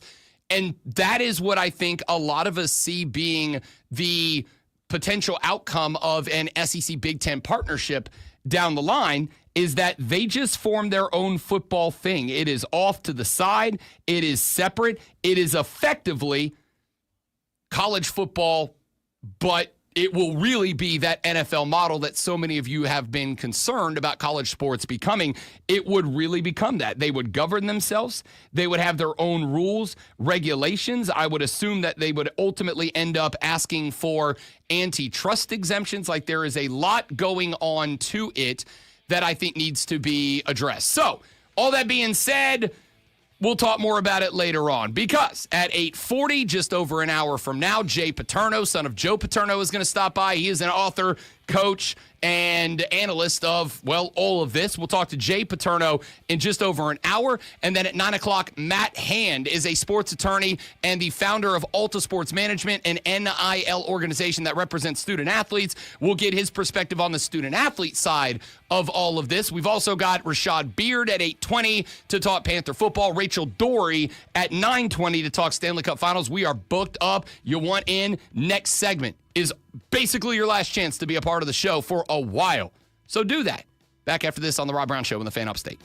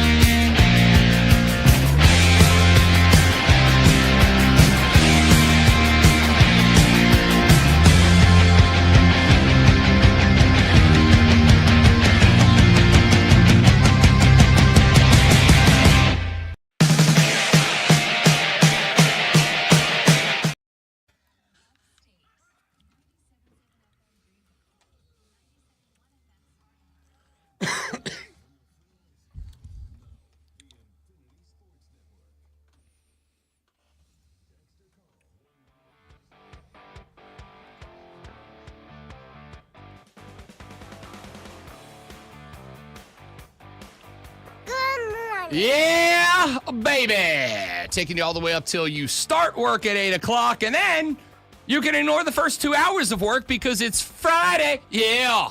And just listen to The Rob Brown Show. Or watch The Rob Brown Show because you can join us on our live stream at facebook.com/TheFanUpstate. The Fan Upstate on YouTube, at The Fan Upstate on Twitter, or The Rob Brown Show on Facebook, on YouTube, and on Twitch. Because we're young, cool, and hip like that. Now, we had Norma Riley back at the opening part of the hour. If you missed that interview, worry not, my dear friends, because within minutes of the conclusion of the show today, it will be available on demand for your perusal and enjoyment at thefanupstate.com. Click on the podcast section, drop it down to The Rob Brown Show, and every episode is placed on that website on demand at its conclusion. So if you miss a day, miss a segment, miss an hour, you can go back and find it there, including our conversation with the Dean of the College of Business of the University of New England and noted author Norma O'Reilly, who I thought had a fascinating conversation with us to open this. That will be there. And at the end of the show, we will also have our interviews with Jay Paterno coming up here in an hour. Rashad Beard coming up here in about 40 minutes talking Panther football. Matt Hand coming up at 9 o'clock. We'll talk to him, the founder of Alta Sports Agency, who works with student athletes to facilitate and help them capitalize on NIL deals. And Rachel Doerrie at 9:20 of CTO of Betalytics to talk some hacky after a bananas game last night. Oh, speaking of the game last night, that's one of the items on this. Are you ready for the playbook of the peculiar, the almanac of the absurd, and the encyclopedia of the extraordinary? Well, you better be, because we're diving headfirst into the 3 top stories that will have your coworkers saying, "These are going to hurt you, sir." Before they take their first bathroom break. No. Here we go. Welcome to the water cooler cheat sheet on the Fan Upstate. It is the water cooler cheat sheet, the top 3 sports stories you need to know before you get to the office and start talking sports. Ordinarily, we do this at 7 a.m., but we did have Norm O'Reilly on. Again, appreciate his time, and then that made it a short segment last segment, so we do it here. Shut up, it makes sense, it works for me. Item number 1. I mentioned it moments ago. Game number 4 of the Stanley Cup Finals was last night, and it was one of the most bananas, B-A-N-A-N-A-S, hockey games I have seen in a very, very, very long time. Playoffs or otherwise, 11 and some change into the game, it was very clear that something was wrong with the Oilers. A ton of early penalties at one point handed the Florida Panthers a 2-man advantage. Matthew Tkachuk would take advantage. 11:40 into the first period. Tkachuk off the dime from Barkov finds the back of the net. 1-0 Florida. 5 minutes and a few ticks later, Matthew Tkachuk would get numero dos, both of them power play goals. The apples from Reinhart and Barkov, his second of the night. And then with less than 45 seconds remaining in the third period, Anton Lundell would find his 6th goal of the playoffs off the dime from Carter Verhaeghe and Sam Reinhart. At that point, it felt like it was going to be all cats all night, but the Oilers went to the dressing room. They had a little come to Jesus meeting and must have worked because the second period belonged to Edmonton. Ryan Nugent-Hopkins scored a power play goal 3.5 minutes in, 3-1 Florida. Darnell Nurse would find just his 3rd postseason goal off the helpers from Ekholm and Henrique. That made it 2-3, and then Pogolson would score 15 and some change in. Podsy gets his 2nd goal of the playoffs off the helpers from Nurse and Draisaitl. End 2, it went from a 3-0 Panther lead to a 3-3 tie game into the third. 13.5 in, Jake Wallman would score the 4th consecutive goal for the Edmonton Oilers. They take their first lead of the night. And then we get down inside of a minute left to play. Sergei Bobrovsky pulled off the ice. Florida with the empty net and the extra skater. 20 seconds remaining in the game. A puck flips out wide, and Sam Reinhart was there for the pickup. He's able to go to the right-hand side, bury it. And Matthew Tkachuk and Bennett credited with the apples on that 4-4 tie ball game. We would go to OT, and Leon Draisaitl, 11 and some change into the extra time period, would get a beaut of a pass from Podsy and bury it past Bob. 5-4 winners for Edmonton. Edmonton did go back, as I thought that they should, with Stu Skinner. However, Stu Skinner got cooked for those 3 goals. Now, again, I don't put it all on Stu, and I'm kind of frustrated with the Edmonton fans that did. My dude was against Florida, a very good power play team, against their power play for like 8 minutes in the first period. Of course, he gave up some goals, but after giving up 3, they flipped him over. They brought in Calvin Pickard. Pickard would just give up 1 goal on 23 shots faced and give Edmonton the opportunity to climb back into this thing. Game 5 is tomorrow night back in Florida. The NHL does roll with a 2-3-2 format, so Florida gets 1 more at the crib before we all get on a big old jet airliner and take it up north to the great white north for games 6 and 7 if necessary. By the way, NBA playoffs continue tonight. Game number 4 is at Indiana. Ball tipped at 8:30 p.m. The Pacers up 2-1. They're not upsets, people. Stop calling them upsets. They didn't upset them. They beat them. Because they're a good basketball team. Oklahoma City is a good basketball team too, but the Pacers are a good basketball team, and they are just tired of the damn disrespect. I'm tired of the disrespect for them, and I'm not even a Pacers guy. Game number 4 tonight at Indiana, 8:30. We will break all of the weekend's finals action down on Monday. Item number 2.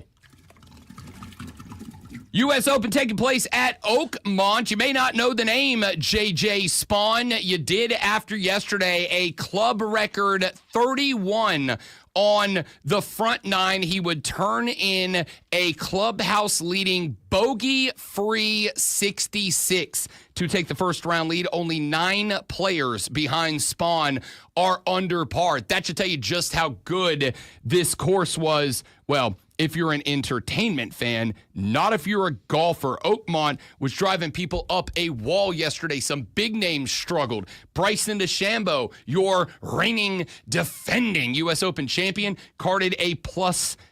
Rory McIlroy, who was already struggling coming in, let's pretend or not pretend that he wasn't. Rory carded a 4-over. Scotty Scheffler, the #1 player on the face of the planet, turned in a 3-over. Had 5 bogeys in his round. He hasn't had 5 bogeys in a tournament in months. At this point, he had 5 in the opening round. This is how hard the course is? Yup. This course yesterday, I'll put it this way. I got here this morning to the Fortress of Nerditude. I came in a little bit early, got here about 3:45 because I wanted to spend a little extra time getting set for these interviews. We got booked up all day. And as I was doing so, and I was waiting for an email back for confirmation for one of them today, I checked out the Instagram because I'm a millennial. We live our lives on social media. Got on Instagram. There's an Instagram account that all it did yesterday was go find shots from just round 1 where golfers got caught up in the thick stuff. 5 inches of standing up straight golf. All this account did was take the televised clips of golfers who got screwed by the rough and clipped them, like from the not even the warm-ups, just from the address and the swing to the landing of the ball, and then they cut to the next one. It was 3 minutes long. Aren't you surprised that more courses don't do this, allow their rough to grow like that? Not really. Because is it about the course or is it about the golfer? I guess it's about the golfer. It's about both. I mean, in Oakmont's case, it's about the course, but it's about how the golfer. It's less about the golfer's talent, more about mentally how they handle it. Right? If you go up there, you hit it on the side of the bunker, it's in 5 inches of grass, the ball's at your waist, and you got to try to hit it sideways, and it comes out, and you end up flying the green to the other side. How do you put that at the back of the noggin and move on? Like, that's golf. Golf's a mental game as much as, maybe even more so than it is physical. Here's the other thing, though. The grass is always greener. When guys are going out there and shooting minus 22 on a tournament, we're like, that's boring. I'm going to see them get their asses kicked. But let's be real. If we did 3 tournaments back-to-back where the winner's 1 under and nobody's hitting, big-time shots and doing stuff we can't do, we would eventually go, ease up on the courses, fellas. Let's see these boys be spectacular. So it's more about the fan feeling better about themselves because they can't do what they do. And then when they go out and look spectacular, it makes you feel less about yourself. I think it, again, we had this conversation when I was talking about Oakmont earlier in the week. I think for me, there is some element of intrigue of seeing professional golfers have to deal with the same mental bleep that I have to deal with after like every shot that I hit. Scotty Scheffler never has bleep moments until yesterday when he missed half of the fairways and had to come out of the rough. Like, it was messing with Scotty Scheffler. So did anyone blame it on their caddies and fire them yesterday? Not yet. Okay. Not yet. We did have a dude who failed to qualify, a PGA Tour player who failed to qualify, who fired his caddy in the U.S. Open qualifier like 3 holes into his 18. Fired his caddy, had to carry his own bag the rest of the day. All right, real quick before we get to the end of the hour, let's get to item number 3. We are, as we have continued to do all week long, following the ramifications, the fallout, the consequences of the House v. NCAA settlement that was dropped last Friday night. We have seen, we broke it down for you yesterday, our first major appeal of the settlement. The appeal comes from 8 young ladies, college athletes, women college athletes, who said that the settlement does not meet its Title IX obligations. Now, as we also pointed out, that was brought up multiple times during the course of the settlement, and Judge Claudia Wilkin basically said, hey, this is not a Title IX issue. This has nothing to do with resources provided by the school in terms of resources generated by the school. This is just outright revenue. Effectively, the thought process here was revenue splitting is up to the schools because they're going to give it to the sports that generate revenue. So it makes sense. Now, the appeal is still going to get heard. It is still likely going to find its way in front of a judge. Do I think it's going to go anywhere? Respectfully, probably not. Advocate, fan, ally of women's sports, I will promote it and push it, but I don't think that they have a case here to win this appeal. I could be wrong. We'll find out. But what we did find out yesterday is that the appeal being filed will not slow down the beginning of the revenue sharing, which is scheduled for July 1st. Attorney John Clune updated us on the appeal yesterday, but reports started circulating that despite the Title IX appeal coming through, the colleges are still, as of now, permitted to and planning on beginning their revenue sharing plan on the 1st of July, meaning that is day number 1 officially of the House v. NCAA era of college athletics. So you better believe we're going to be tuned in to find out what the financials, the consequences, the ramifications look like. We had Norm O'Reilly, the Dean of the College of Business at the University of New England, join us earlier. He had some, I thought, very compelling thoughts and possibilities about the consequences moving forward. Again, missed that interview, thefanupstate.com. Drop down the podcast section. It'll be available on demand right after the show. I'm also going to clip all 3 of our interviews about NIL today, and they will all be up today on our YouTube channel for you to watch them as well. We have got Jay Paterno coming up in less than an hour. We have got Matt Hand coming up in an hour. Rashad Beard at 8:20. Rachel Doerrie at 9:20 to talk Panthers and Stanley Cup, respectively. Now, sit back, relax, enjoy. Maybe light a candle for Lonzo's seductive sports flash. Yeah, light a candle because no one wants to smell that. The Stanley Cup Finals are tied at 2 games each after dramatic rally and 5-4 overtime win by Edmonton over Florida. The Panthers scored 3 goals in the first period to open up a lead, but Edmonton would score the same in the second to tie the game and the first goal of the third period to take a 4-3 lead. Game 5 is tomorrow in Florida. J.J. Spahn fired the first bogey-free round at Oakmont since Dustin Johnson in 2016 on his way to the top of the leaderboard at the U.S. Open. Spahn hit 14 of 18 fairways, recording a 31 on the front 9 and a 66 overall. Tournament favorite Scotty Scheffler had 5 bogeys en route to a 3 over 73.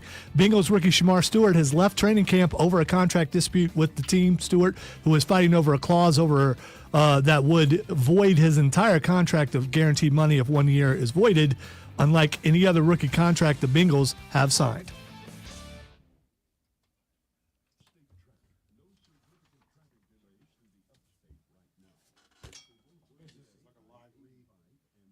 Basically.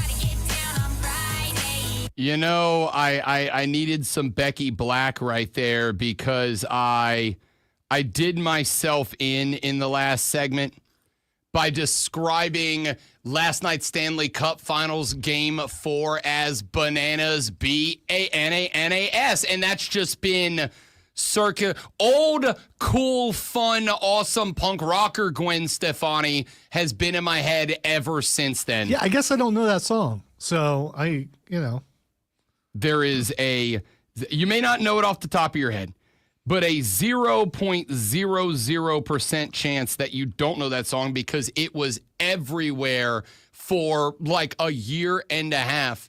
I ain't no holla back girl, ain't no holla back girl. Okay. Few times I've been around that track, but it's not just gonna happen like that, cause I ain't no holla back girl, ain't no holla back girl. Ooh, this my ish. Oh, yeah, song was everywhere. I didn't realize it was that song. I don't know that song word for word because I ain't no holla back girl. So apparently you are because you know the whole thing. Okay, you got to keep in mind. Okay, all right. That when Rob Brown was in his younger and more formidable days, Gwen Stefani was it. Dude, she's still pretty now. She's still pretty now. She's had the work done, which I do not disparage nor judge nor criticize. All right. But what year was that out? Oh, that had to be 2010. Older? Yes. 2005. 2004. Okay, so I was in college. That makes sense. That checks out. Rob Brown was in college, breaking out, becoming the man that he would be, and young Gwen Stefani. No doubt. Let me be real clear. No doubt, Gwen Stefani, because even before she kind of got into her The Voice era. I was 35, by the way. So, so the fact that I didn't know all the words to that song, I think it's understandable. Heard you been talk, but you didn't think that I would hear you. Oh, dude, no doubt Gwen Stefani. Spiderwebs Gwen Stefani. Rob Brown would have thrown it all away for Spiderwebs punk rock Gwen Stefani back in the day. All right, I know Don't Speak. I mean, because that was a big hit for her. That was a big hit for her. No Doubt, actually. That was still in the No Doubt era. Right, and her remake of Talk Talk, I think it was. Yeah. Yep, that's another one.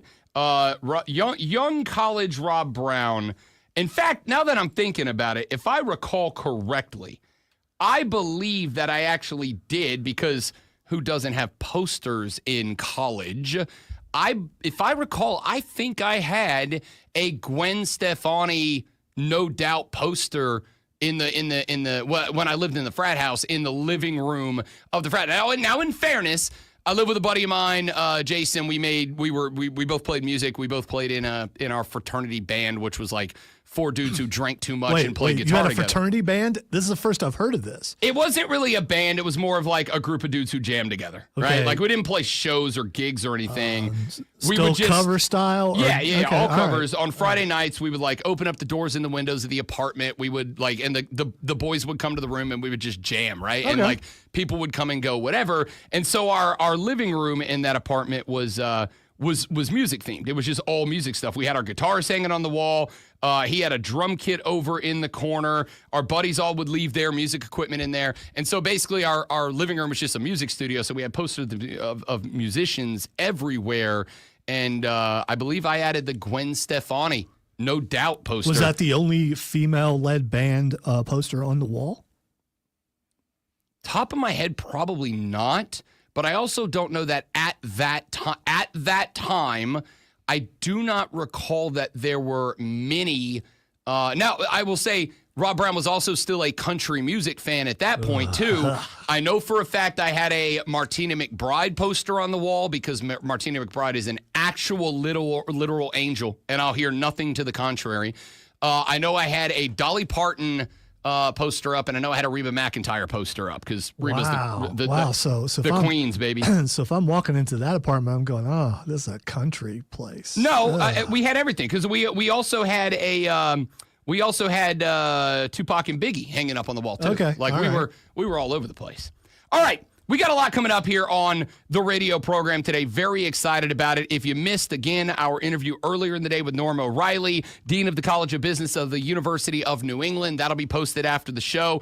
Coming up in the next segment in about 14 minutes from now, Rashad Beard of the Panther Nation podcast, kind enough to shift time slots from yesterday to today, and then from 8:40 up to 8:20, because at 8:40, Jay Paterno, son of Joe Paterno, is going to join us. He is an author, coach, and commentator. Spent 2 decades coaching college ball, including 17 years at Penn State, and does have a book called Blitzed, The All-Out Pressure of College Football's New Era. Now, Blitzed came out around the time that we were all kind of learning what the NIL and transfer portal era was going to look like. But Jay is obviously very locked into how the new age of football is going to impact the sport, specifically from the side of coaching and the athletic departments as well. So we'll have Jay Paterno at 8:40. That's prong number 2. I said it's a 3-pronged attack here on the show today. Prong number 1 of the fork was the legal side of it. That's why we had Norm O'Reilly on. Side number 2 is how this impacts coaches, athletic departments, programs, et cetera, in the football world. That's why we have Jay Paterno coming on at 8:40. And then at 9 o'clock, we attack the third side of this triangle, and that is the impact that the House v. NCAA settlement, will have on students. We will have Matt Hand. He is an attorney, a sports legal expert, and the founder of Alta Sports, an organization designed to assist student athletes in finding, maintaining, and capitalizing on NIL deals with major companies around the country. So we will talk with Jay Paterno at 8:40. We will talk with Matt Hand at 9 o'clock. Those are our final 2 NIL/House v. NCAA settlement interviews. We do have 2 more. Again, Rashad Beard in the next segment to talk Panther minicamp, day number 3. We will talk about all that has happened. I do want to ask Rashad if he, like I have, because that'll tell me if I am overplaying it or if I am justified in it. The one theme about Panther minicamp, about the rookie camps, about all of the OTAs that have been taking place for the Cats over the past couple of weeks, the one thing that I have seen brought up more than anything else is that this team looks like it maybe has a little attitude for it, which is not something we have said about the Panthers the last couple of years. This team looks like it's got a little bite to go along with the bark, and it really hasn't had much bark the last couple of years. We've had Bryce Young and J.C. Horn exchanging words. Now, I will say, after going back and reading a little bit more about that interaction, I think we may have blown it up a little bit more than it was, but I still think the fact that BY is willing to go get into the face of a premier highlight defender and have words with him is a good indication that the leadership is developing in BY. But we've heard about some other aspects of there being a little bit of intensity at minicamp the last couple of days. So we'll talk with Rashad Beard, see if he's bought in. Told you yesterday, there is a roster of Panther greats that have been around the facility the last couple of days as well. And again, I know that the Panthers have, to their credit, always had a very good functioning relationship with their alum, right? With the exception of Cam, for whatever reason. Well, we actually know what the reason is, but with the exception of Cam, the Panthers have maintained a really good relationship with the majority of their alum. So it is not shocking that the old guys are still hanging around. I think it is interesting, though, that the roster of all-time Panther greats that has been at OTAs, that has been in the facility, is as deep as it is. And I'm going to ask Rashad, am I being optimistic or am I being realistic? It would feel to me that if you got a bunch of guys that care about this team, that want to stay around this team, want to be involved in this team, and these bunch of guys are showing up to be a part of OTAs Not showing up at week 1 when they're going to get up on the Jumbotron and have their accolades talked about in a highlight video. They are showing up at OTAs and having conversations with the coaching staff, having conversations with the young guys, having conversations with the new class of Panthers. That tells me that they are excited about what they're seeing out of the growth of this franchise as well. So we'll talk to Rashad Beard in the next segment about that. And then at 9:20, I'm not even going to say my favorite person to talk hockey with, Rachel Doerrie, is the CTO of Betalytics. She's going to swing by to talk about the Stanley Cup Finals because that game last night was ridiculous. Game 1, OT, Edmonton wins it. Game 2, double OT, Florida wins it. Game 3, no OT because Florida beat the brakes off of Edmonton.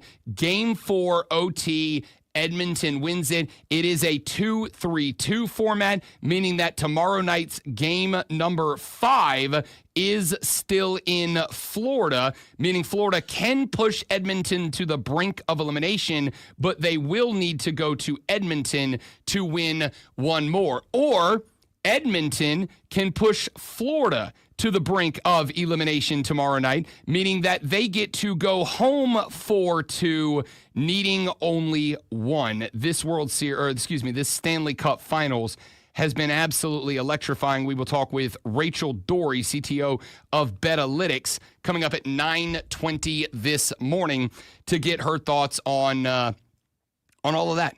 I'm pumped about it, man. I'm excited about it. I think there's a lot to be talked about with that. I think there's a lot to be talked about, obviously, when it comes to the Panthers and their mini camp these last couple of days. There's a lot to talk about that I am quite excited to have a lineup of guests coming on board. If you've got anything that you want on the show, right now is a good time to get it there. The Hub City Spartanburger text line, 844-326-3663. 844-326-3663. You can also call that number and jump on the air. But if you want to do that, you need to do it right now. Rashad Beard up next, Jay Paterno after that, Matt Hand after that, Rachel Doerrie after that. Your next opportunity to get involved will not be until the final segment of the show. So if you got a text in response to what Norma Riley said earlier today, if you've got a text in regards to a question for Rashad, for Jay, for Matt, or for Rachel, get those on the Hub City Spartanburger text line, 844-326-3663. And before we run to a break and get Rashad Beard set up in the next segment, I will let you know that we did confirm some plans yesterday. I will tell you that we, the Rob Brown Show, will be broadcasting live from SEC Media Days over in Atlanta, Georgia at the College Football Hall of Fame. That will be on July 14th, 15th, 16th, and 17th. The 14th, 15th, 16th, and 17th of next month, we will be live at SEC Media Days in Atlanta, Georgia. The show will emanate from Atlanta. We got our clearance yesterday. We are working as we speak on our spot at Digital Drive, as they are calling it. I will let you know when we get that confirmed, because either we will be doing it live from Digital Drive, or I'll be doing the show live from a hotel room next to some poor hotel stayer who is not prepared for me at 6 o'clock in the morning. And then we will go over to the College Football Hall of Fame.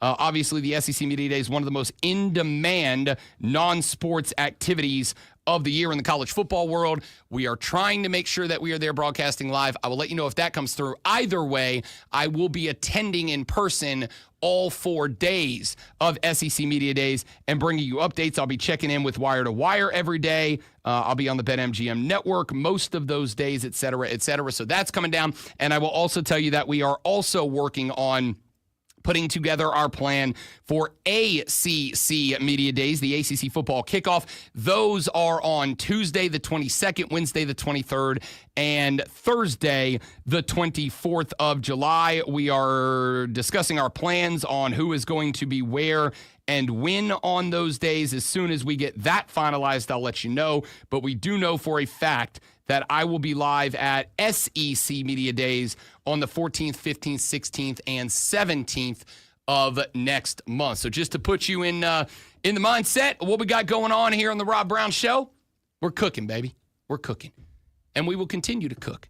Coming up in the next segment, Rashad Beard is the host of the Panther Nation podcast. Has he bought in to the narrative that this team having a little attitude during the minicamp is an indicative of good things? Does he agree that having that many former Panthers showing up is indicative that they believe that there are good things coming? And whatever else we get into next with Rashad Beard, host of the Panther Nation podcast on the Rob Brown Show and the Fan Upstate. All right, guys, going to step away for a minute, get Rashad lined up. Y'all stay right there. We will BRB.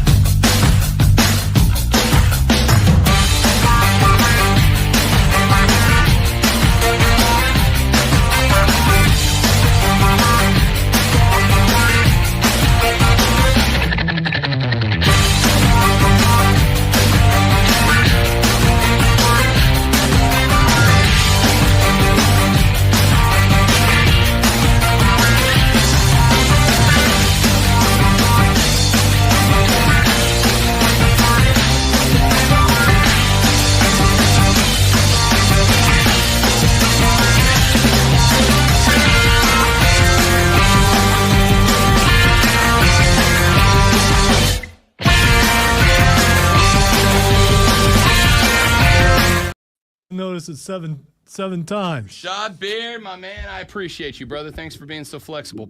What's going on, guys?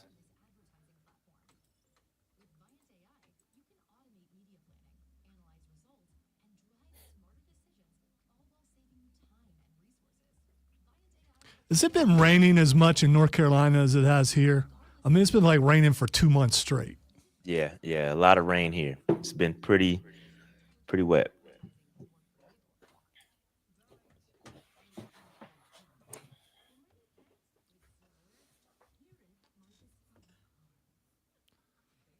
Good to see that your neighbor got the internet fixed. Yeah. No, it's interesting, man. It's like a cascade of cuts here, man. So when I got mine resolved, the guy cut my neighbor's net line. So it was a cascade of everybody getting their lines cut. So we're good, though. Shout out to Spectrum.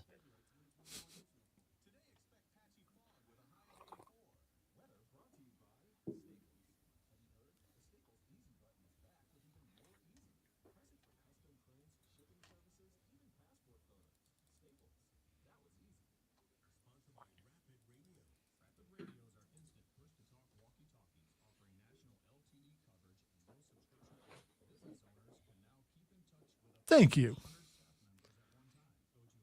I love Fallout.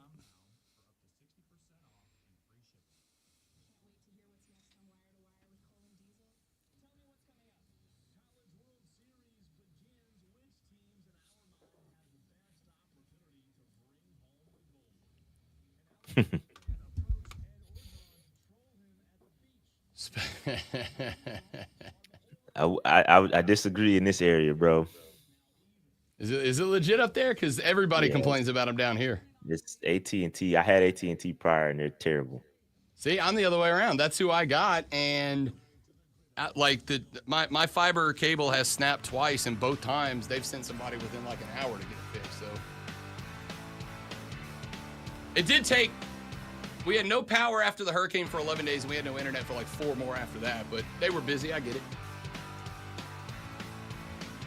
Let's get back to it. The Rob Brown Show on the radio. It is the Fan Upstate joining the radio program now. Ordinarily, you hear him at 8:40 on Thursdays. And if you can't make it on Thursdays, ordinarily you hear him at 8:40 on Fridays. But we've got Jay Paterno coming up in the next segment to talk House v. NCAA settlement. So Rashad Beard, host of the Panther Nation podcast, kind enough to be super flexible and jump on with us here at 8:20 on a Friday. What's up, big fella? How we feeling?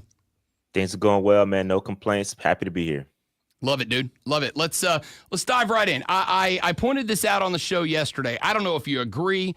I don't know if you feel the same way. I don't know if I'm blowing it out of proportion. But as I am watching the reports come out of minicamp, Rashad, we are hearing that there's a little attitude on the field, a little bite. We've got Bryce Young talking with JC. Now, they cleared it up afterward and said he wasn't jacked on. He was just saying, hey, man, quit listening to the plays. Believe in yourself. You don't need to do that. Like, play the game.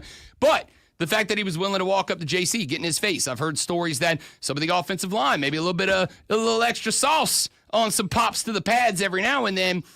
The theme has been, it seemed to me, Rashad, that this team is kind of biting a little bit out there on the field, a little attitude going. A, have you heard it? B, do you believe it? And C, do you think that is a good sign for the Cats?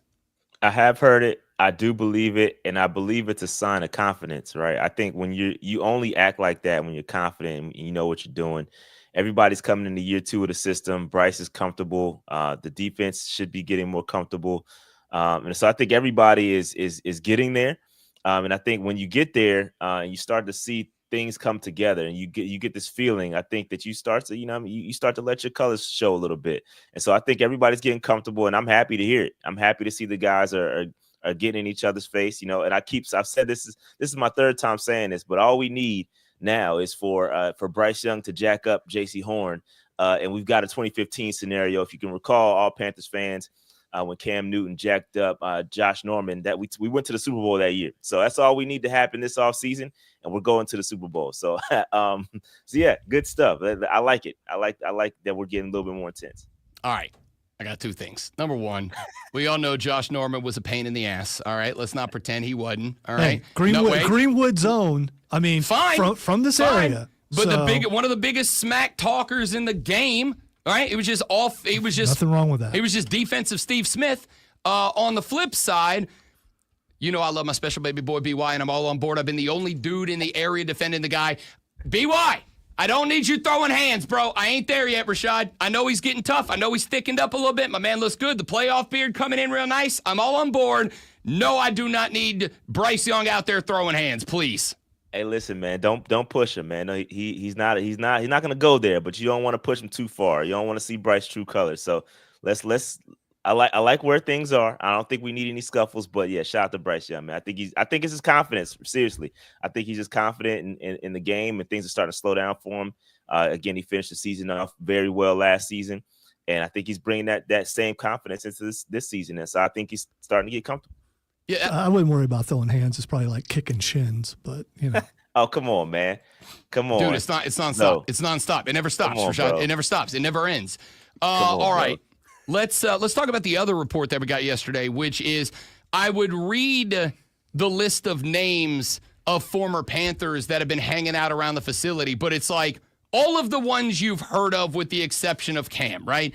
To me, and this is, again, I may be just silver lining optimisming this whole thing, but you got that many guys, and we know Carolina keeps a real good relationship with their alum, with their former players, but you got that many guys who are showing up, they're at the facility, they're involved, they're active, they're having conversations with the young guys, whatever that is that they're doing. Again, I might be blowing up, but that says to me that the boys, the alum, the guys that really care about this program, feels to me like they kind of believe where this team is right now too. Yeah, I think that I think Tepper's done a great job with that, and that's one thing I will commend Tepper on. He's been doing a good job recently. We've given Tepper some props on our show. As much as we talk bad about him, we've been very critical of David Tepper. I also give him props for turning things around and being a little less vocal than he has been in prior seasons. But one of the things he does and has done well is the alumni relations. Right, he has this whole thing where he wanted to be like the Ravens, right? I've had a conversation with Steve Smith about their alumni relations and how well the Ravens do with their alumni. And I think he has talking obviously to Steve Smith about that. And I think they want to recreate that same type of synergy with their alumni. And so I think this is a great thing, bringing those guys back, treating them like they're legends, giving them all their flowers, allowing them to come back and show them their just due. I like it. And the fact that they are seeing things and you have conversations with these guys and these guys start getting in front of the media and they start talking about how good the team is. I think it's all just good synergy. And when you got those guys on board, it's going to do nothing but, because everybody's going to be there to teach, right? And I've seen some conversations. I know Captain Munnerlyn is another guy that's been out there. He's had conversations with guys like JC and was putting those little nuggets that you don't quite get from your coaches. Hey, I've been out there. I've seen what it's like. You may want to do this instead of that. So all that is good energy for the Carolina Panthers. So I love it. I love it. I've never gotten to say this sentence with you on, Rashad Beard, but we got a super chat from Sean who said, Bryce supposed to be the silent assassin, not out there throwing hands and getting his ass whooped by JC. It's all fun, though.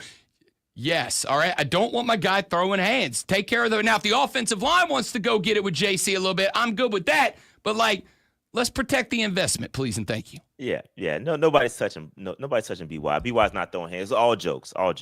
By the way, leave JC alone too. You don't want him getting hurt. Hey, JC's the one out there talking right now, which again I love because the question has been, and I know everybody's dialed in, and it makes sense they are. Rashad, it's an offensive league, but everybody's dialed in on the offense when the conversation needs to be, is this defense going to bounce back? A lot of injuries last year. We all know Derek Brown. We've talked about him. JC's been banged up throughout his whole career. Can he stay healthy? There's plenty of questions. You lose Shaq, which we need to talk about here in just a second. He's going up to Buffalo.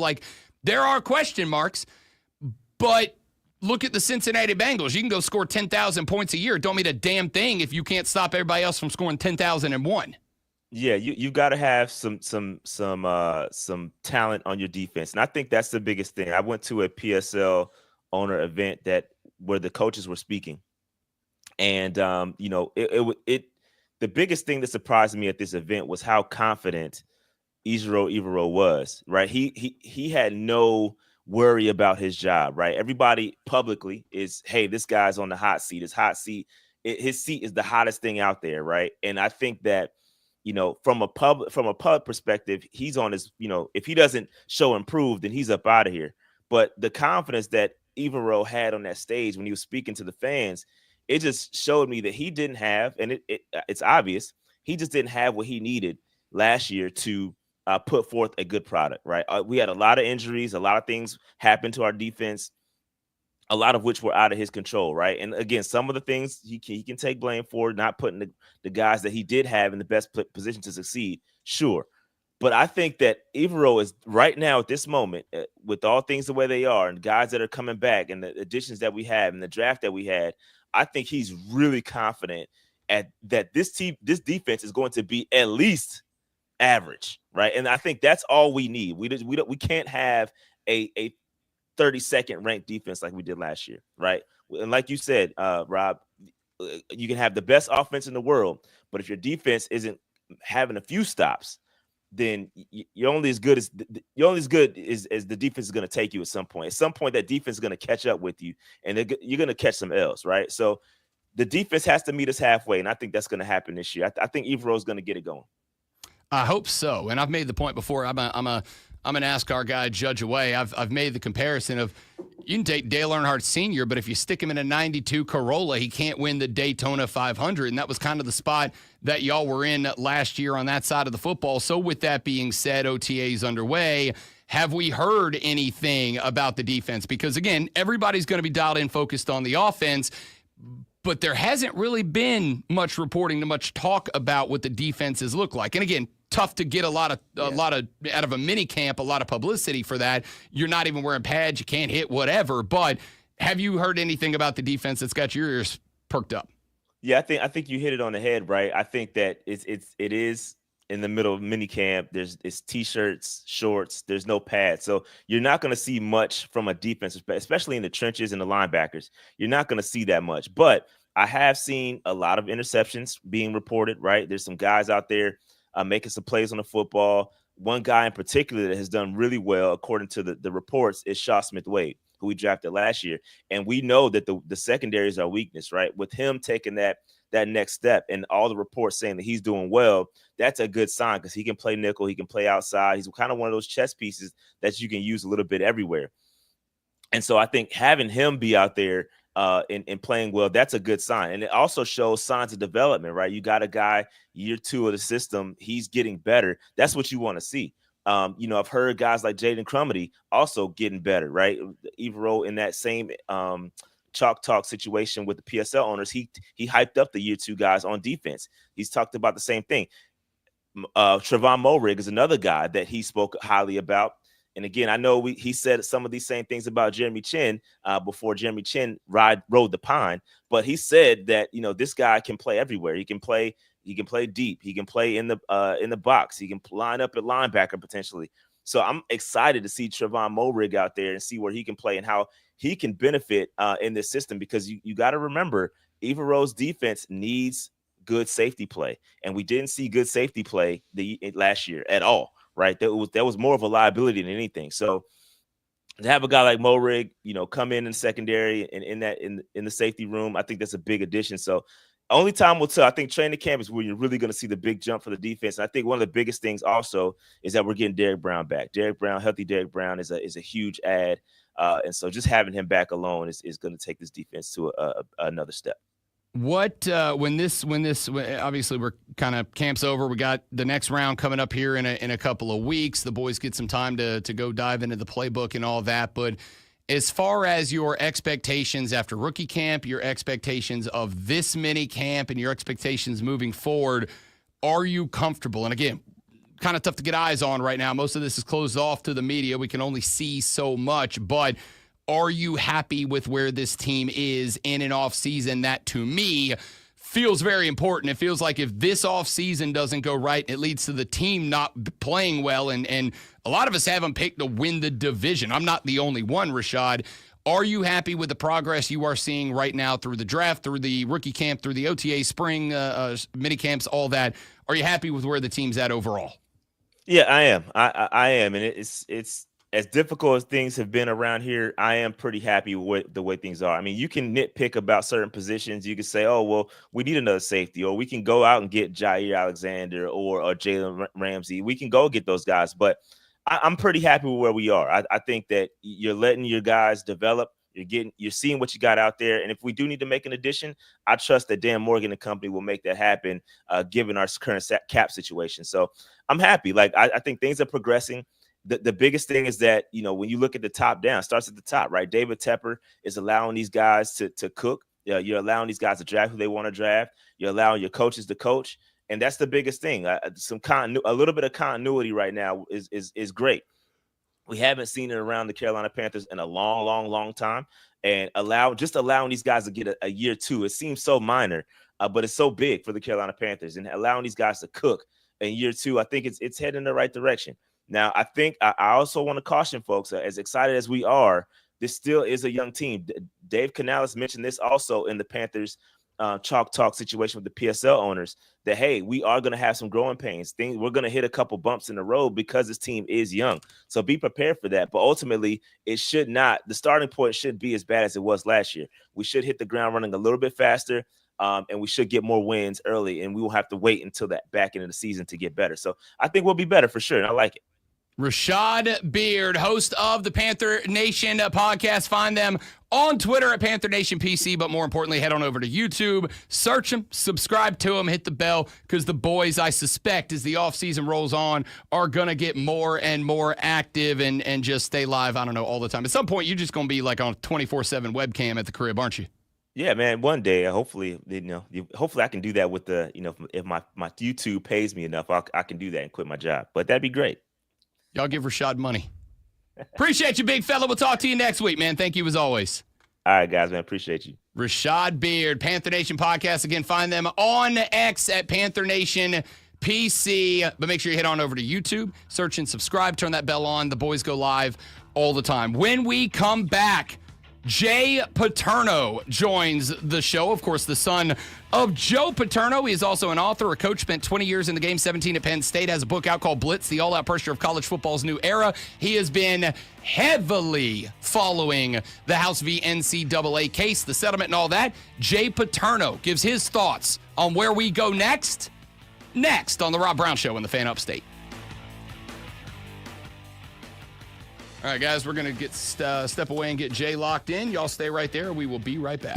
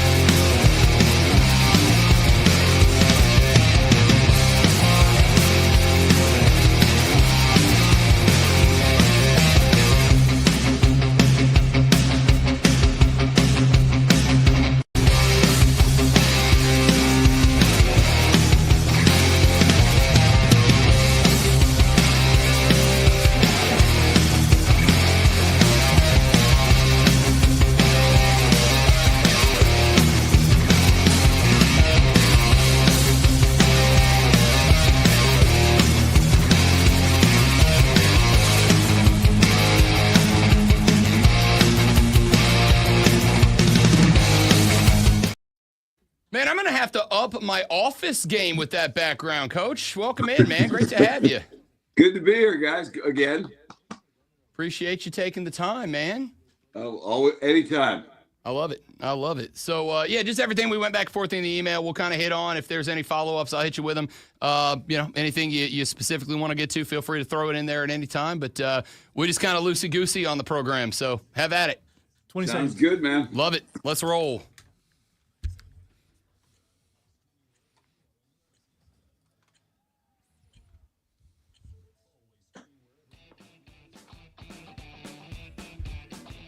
The Rob Brown Show, back on your radio. It is The Fan Upstate, 97.7 FM Greenville, 97.1 FM Spartanburg, all across South Carolina, all across the world at thefanupstate.com and on the Odyssey app. Joining us now on the radio program, Jay Paterno, the son of Joe Paterno. He's an author, a coach, a commentator, 2 decades coaching college ball, including 17 up at Happy Valley. And he has a book called Blitzed, the All-Out Pressure of College Football's New Era. It is a spectacular read if you've not gotten the chance to pick it up. Jay, my man, welcome to the show. Thanks for taking a few minutes. Oh, glad to be here as always. Absolutely. Let's jump right in. I'll start with this one. Since the book came out, we've had a couple of things happen in the landscape of college football, Jay Paterno. Just a couple of $2.8 billion settlements that have got to be dealt with. Since the book came out and where we are now, what's been your 36,000-foot view of the direction of college football, college sports, and everything in between? Well, I think we're stepping towards reality one more step now because revenue sharing is coming. And when you look at the Big Ten, we make $1.1 billion in television and media rights a year.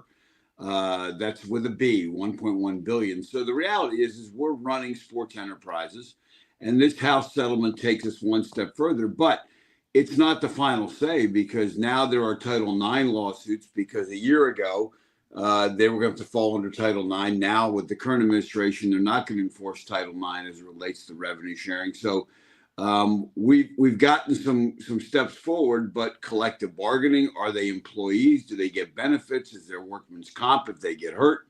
There's a whole lot of things going on right now that still have to be resolved, but this is a step forward to at least accepting the reality.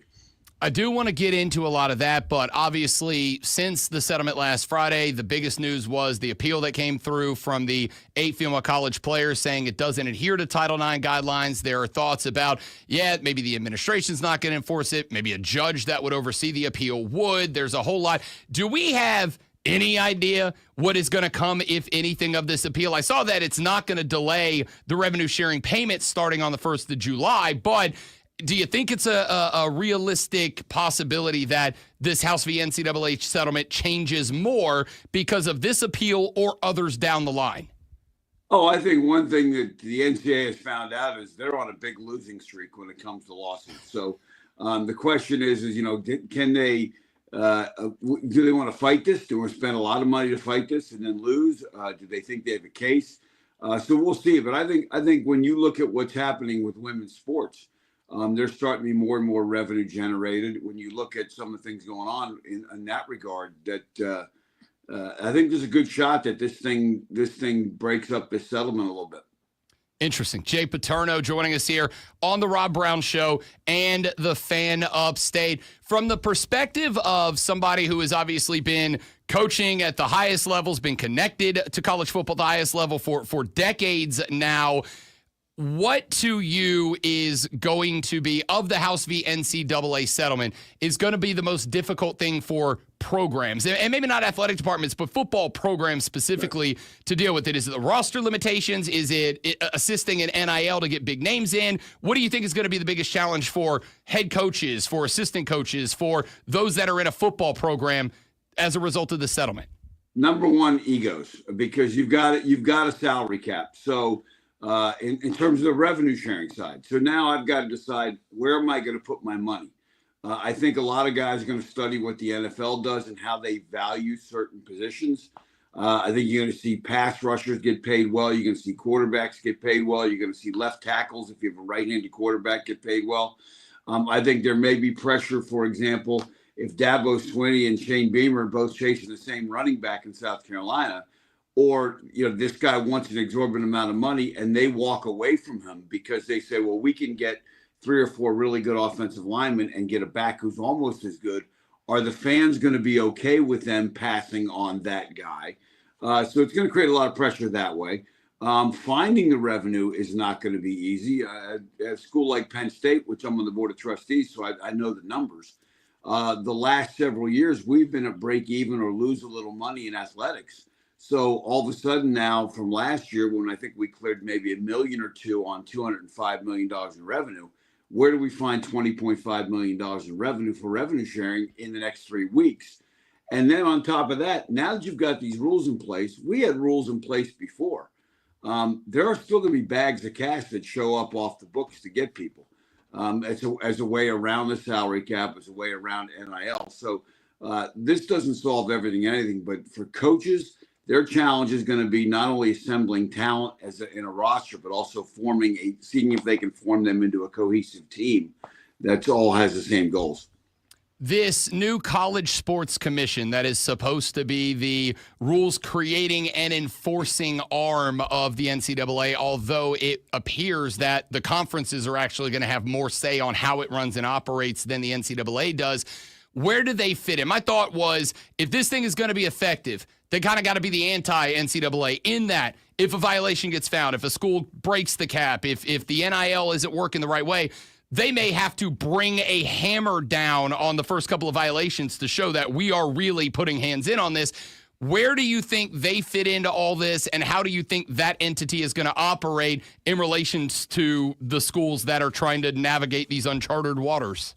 Well, I think the first problem they're going to have is tracking the NIL deals, because it comes down to the players reporting the NIL deals, and any deal over $600, which essentially is pretty much any deal. That's $50 a month. So, I mean, if a restaurant in downtown Columbia gives a South Carolina player $50 a month just to tweet about it, he's got to report that. So you're going to have tens of thousands of people reporting this, and then they have to get approved. So that's problem number one. Number two, once you find a major violation, they're going to, as you said, they're going to have to bring the hammer down, because everybody is going to keep an eye on this. And the minute they bring the hammer down, there's going to be some attorney general at the state of the school that gets hammered, that's going to come in and say, wait a minute, you don't have antitrust exemption, so this, you really can't enforce this. There's going to be a lawsuit. So it's going to be interesting to see. And then the other question is, oh, by the way, this is college athletics, and they're supposed to be student athletes. So are we going to have initial eligibility like we've had? Who's going to enforce the academic eligibility? So all these things are going to be really interesting to see how they play out. One of the thoughts that I've had for a while, Jay Paterno joining us here on the Rob Brown Show in the Fan Upstate, is, and I maybe this is pessimistic, maybe it's realistic, Jay, you tell me, is the belief that because the NCAA, when we started down the NIL path, down the transfer portal path, and started moving towards this settlement, the NCAA obviously kind of sitting back, not really jumping out there and creating guidelines that making people challenge them instead of the other way around. It feels to me like there is an almost inevitable outcome that, at least in the Power Four schools, either they're going to have to figure out a way to get Congress to bestow antitrust exemptions on them, like the NFL, like the NBA, like Major League Baseball, or maybe, and there's going to have to be some sort of collective bargaining agreement with a unionized playing force that is going to put stuff in line. Is that a pessimistic outlook on this, or do you kind of share the same view? Oh, it's the realistic outlook. So let's take, for example, if there's a 10th grade quarterback somewhere, I don't know, who's the greatest quarterback that ever lived, and he's in 10th grade right now. He's not part of this settlement. So he can say, well, why does your salary cap apply to me? I want to be able to get as much money as I can. So the heck with this settlement. I'm going to go around I'm going to sue. And so I think there's no question that this has got to, what really needs to happen is you need to have essentially a constitutional convention, so to speak. I know we're almost at the 4th of July coming up, but you're going to need a constitutional convention where everybody comes in and they lay out this thing, and there is a union for players, and there is collective bargaining, and there are contracts, because the contracts will protect both the players and the school. So as I said, the House settlement is one step, but it takes you to the next step and the next step and the next step. So this is not the end all be all. And I can tell you from talking to some athletic directors privately, they will all tell you they want collective bargaining because they don't want guys to be able to jump. And the other aspect of this is now the NCAA has a 5-year limit. Well, if you're a basketball player who's not an NBA player, who can go to Europe and maybe make a couple $100,000, but you're playing at a school that's giving you $1 million a year, say, why do I have to leave after 5 years? This is the best deal I can get. This is a restraint of trade. I want to keep playing and go to grad school. So that's on the table too. So this whole thing is far from over. That one's, I think, very interesting to me, Jay Paterno, because that's already happening. Diego Pavia at Vanderbilt has already effectively filed that lawsuit, said, hey, listen, I'm still a college student. And now his is a little different in that he is making the argument that his JUCO ball years should not count against his overall eligibility. But that was kind of a thought of mine is what happens when a kid goes and he plays his 4 and he gets his undergrad degree and then he goes, no, I'm going to be a doctor now, so I'm going to get my doctorate degree and I'm here for 2 more years.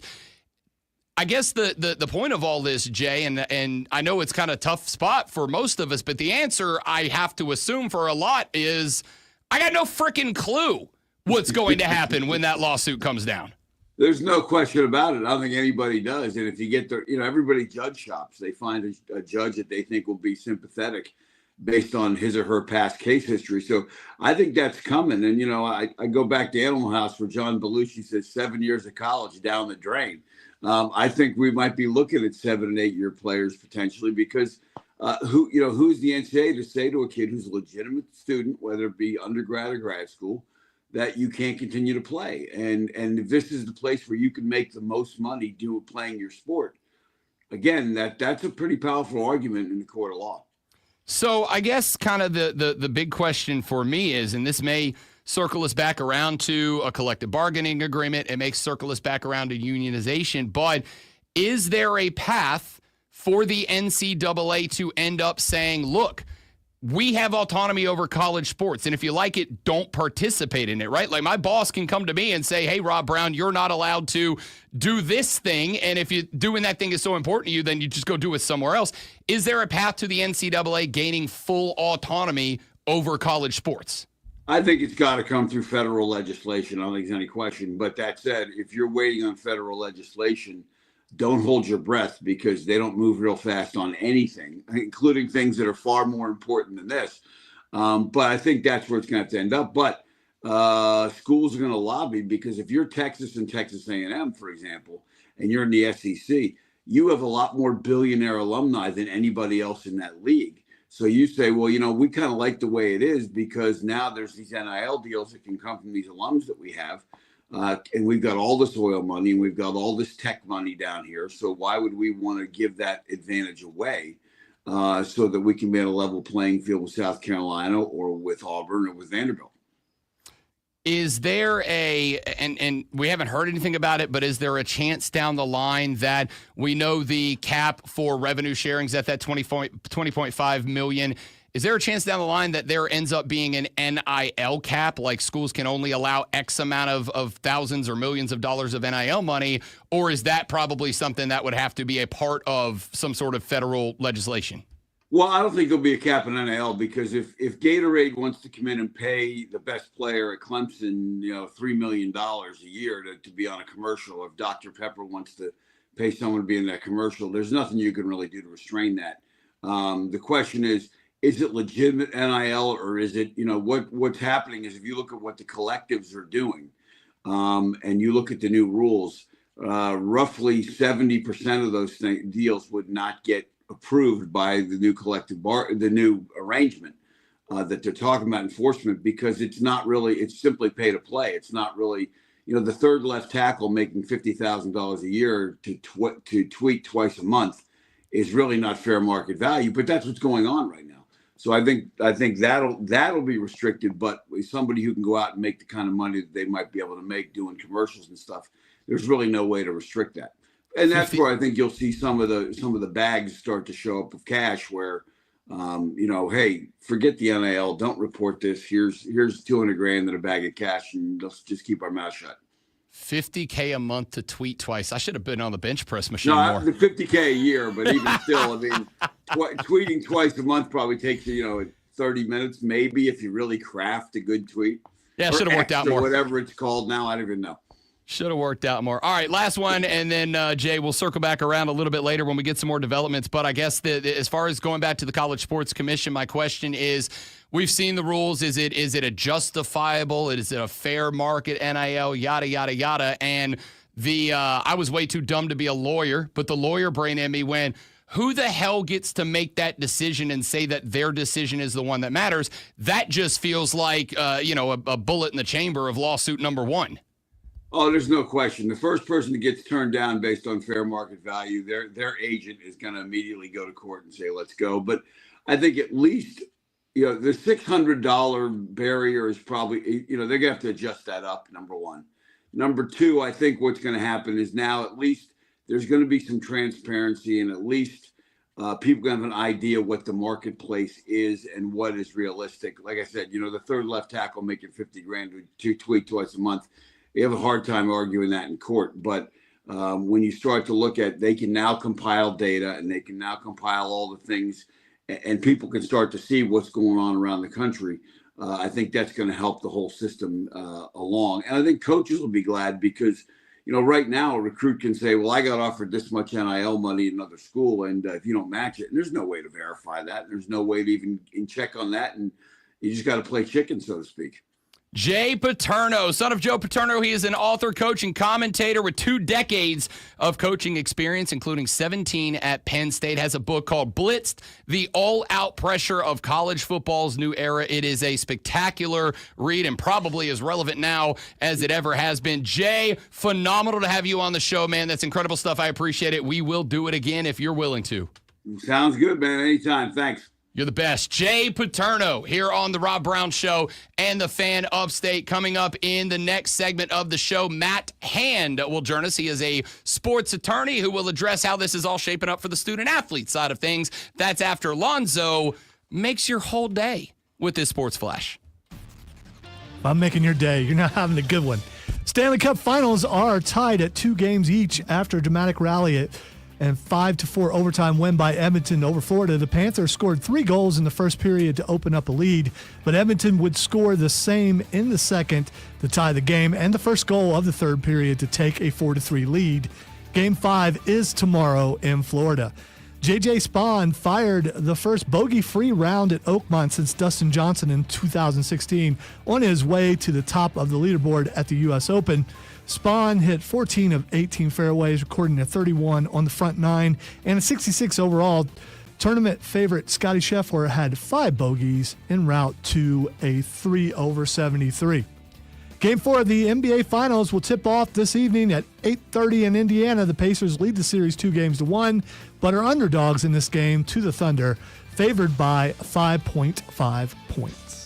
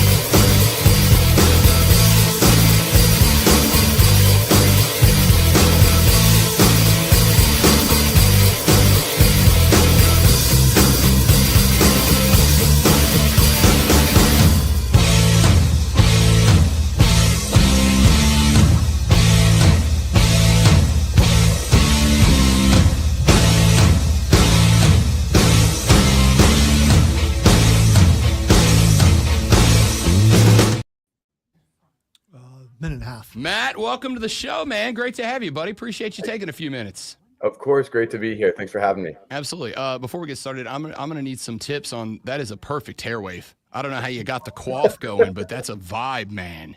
Thank you. It's I blame it on genetics. I'll take credit for it. I'll get it where you can get it. My parents for it. He doesn't want to give you the secret. No, I wouldn't either. I wouldn't either. I want to monopolize that. I tell people all the time, all my best assets are from my eyes up. So, when you got it, keep it. Yep, exactly.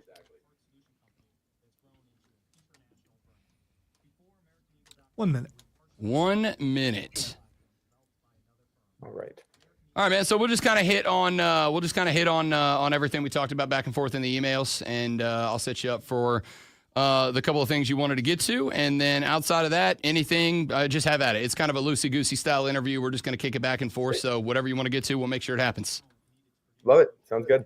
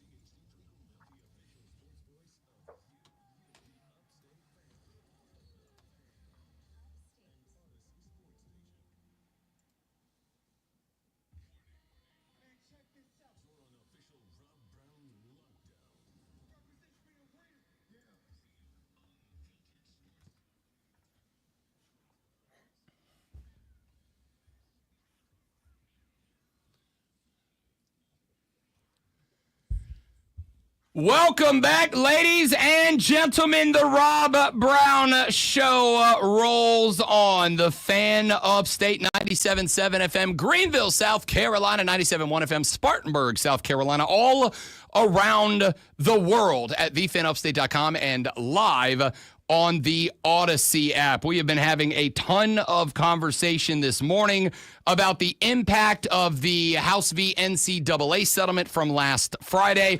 A gazillion questions still to be answered. We've been talking to some experts to try to get some of those answers. We are now joined by the next one. Matt Hand is an attorney, a sports law expert, and a founder of Alta Sports Management. Kind enough to take a few minutes this morning to talk a little business with us. Matt, my man, great to have you on the show, buddy. How we feeling?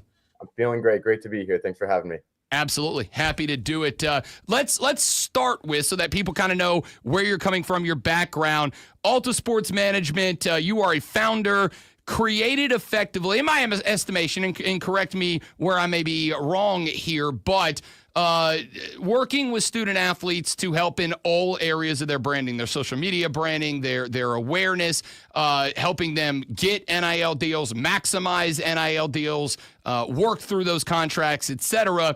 How did you end up jumping into this world? How did you end up founding Alta Sports? And what has that relationship with student athletes and the brands you connect them with been like since the NIL legislation passed a few years ago?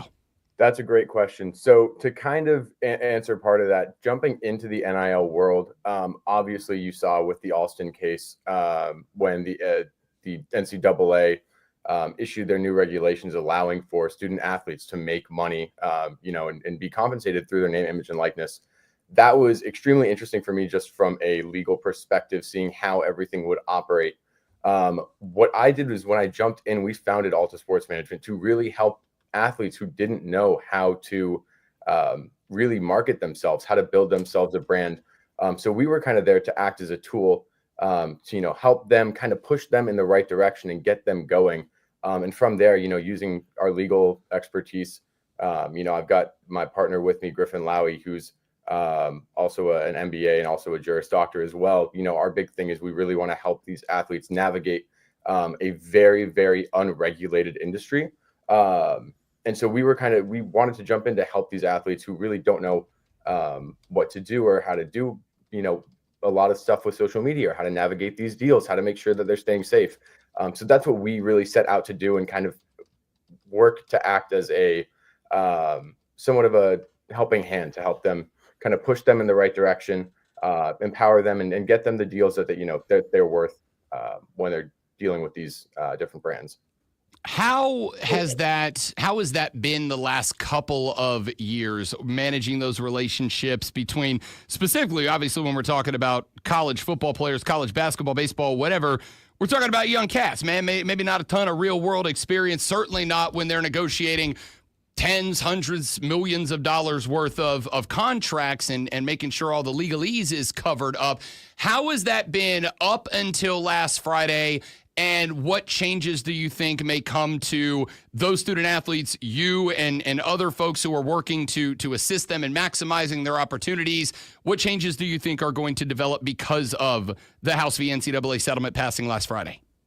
That's a great question. I think relatively everything is going to be a lot different in terms of the types of deals that you're going to see. Of course, now with the new settlement, schools can now pay students directly through revenue sharing. So they'll have the $20.5 million cap. A lot of deals are now just going to be directly negotiated through these schools. You've seen all of these collectives that have been operating to somewhat, circumvent the new NIL compensation, quote unquote, because a lot of these times it's quasi pay for play. Because it's operating through the collectives. Now you have the schools are able to directly negotiate with the athletes. So you'll see more deals come through directly with the schools. You'll see less deals with the collectives, but at the same time, the collectives are not going to be going away in any form. And in many cases, we'll see collectives still kind of try to circumvent the cap. And that's going to be a big issue now with the new clearinghouse, the NIL Go, because they're going to try to act as an enforcement agency to provide or determine whether a deal is for a fair market value. That will open up a lot of different questions in the back end, but a lot of the deals you'll see now will just come through these schools rather than the collectives. I guess one of the biggest questions out of this whole thing that came to me, Matt, was when the NIL Go was announced as kind of the platform for all of these deals to go through, and also the clearinghouse that was going to determine if they were fair deals, if it was the correct market value, et cetera. My thought is, if I'm a player, and I, especially maybe a player that comes from nothing, this is the first time he's ever gotten a chance to make big money, and somebody comes to him and says, hey, we'll give you, $50K a month to send out a couple of tweets. And the clearinghouse says, no, that's not fair compensation.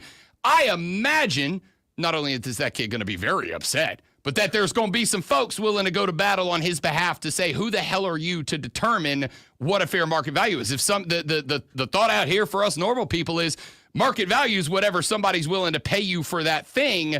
How is that going to work? Or I guess maybe, is it going to work?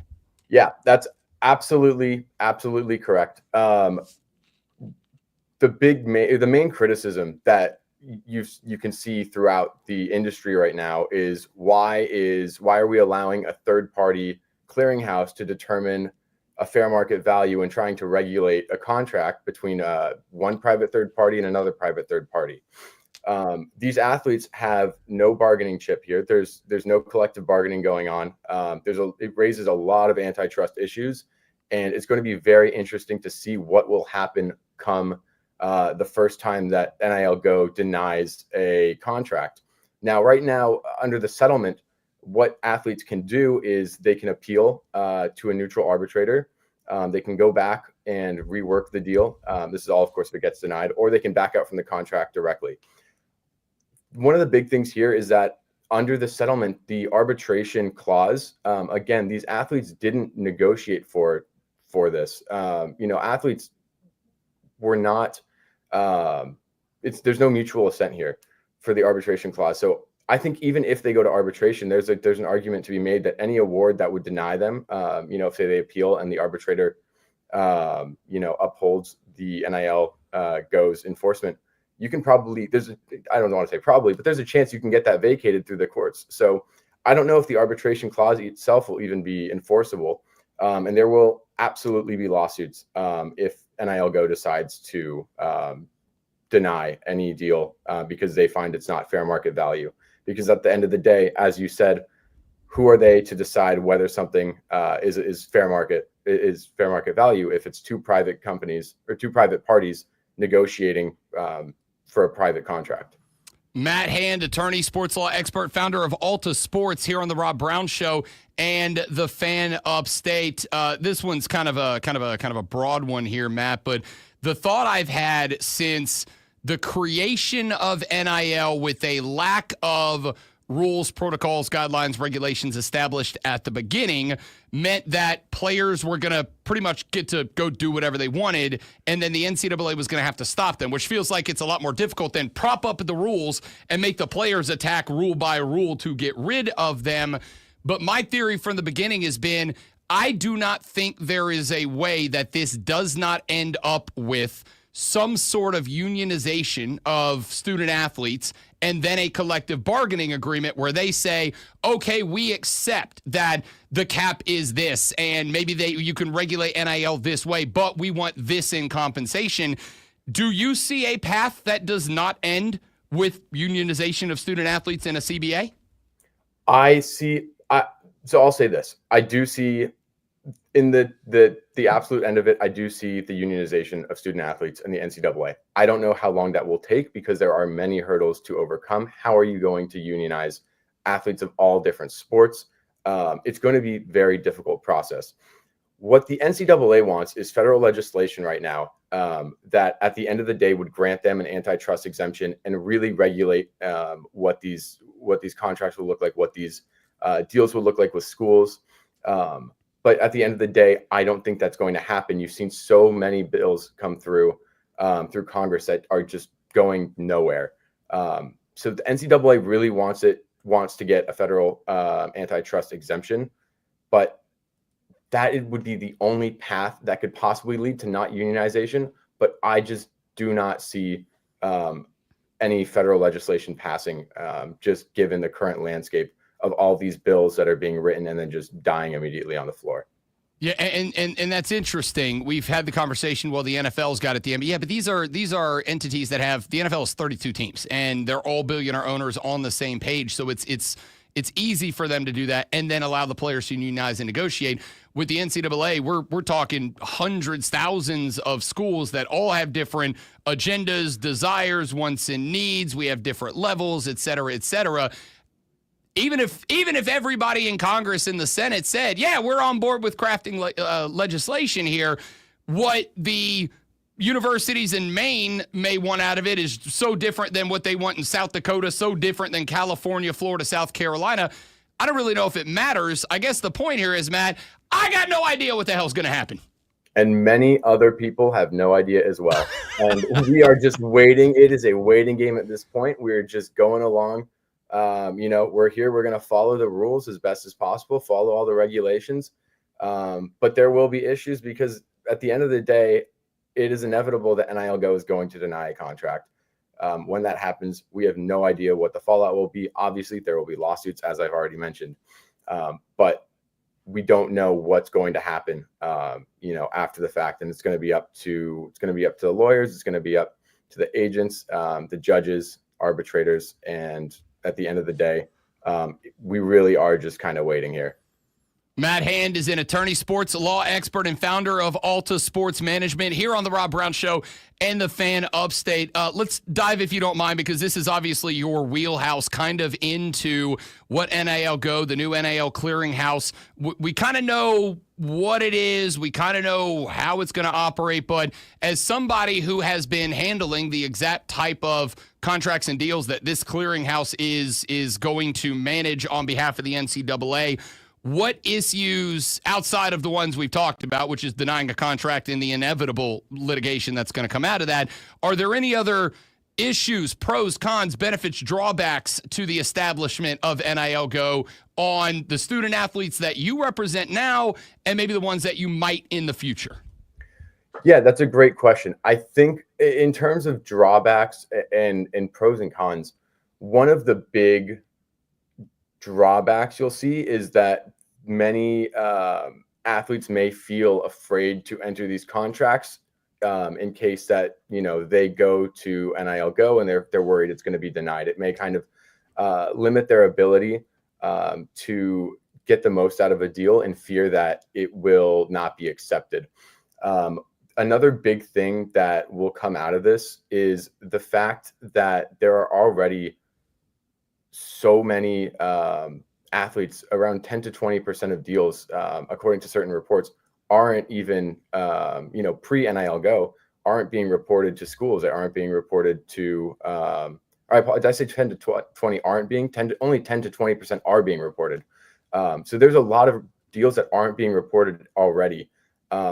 If athletes, don't know to report these deals, they may risk ineligibility or losing their eligibility for playing in the NCAA. So it's very important for them to get legal counsel, get an agent, make sure that they're complying with everything, because at the end of the day, it may risk their eligibility if they're not reporting this, if they're not following the proper guidelines and not reporting these deals.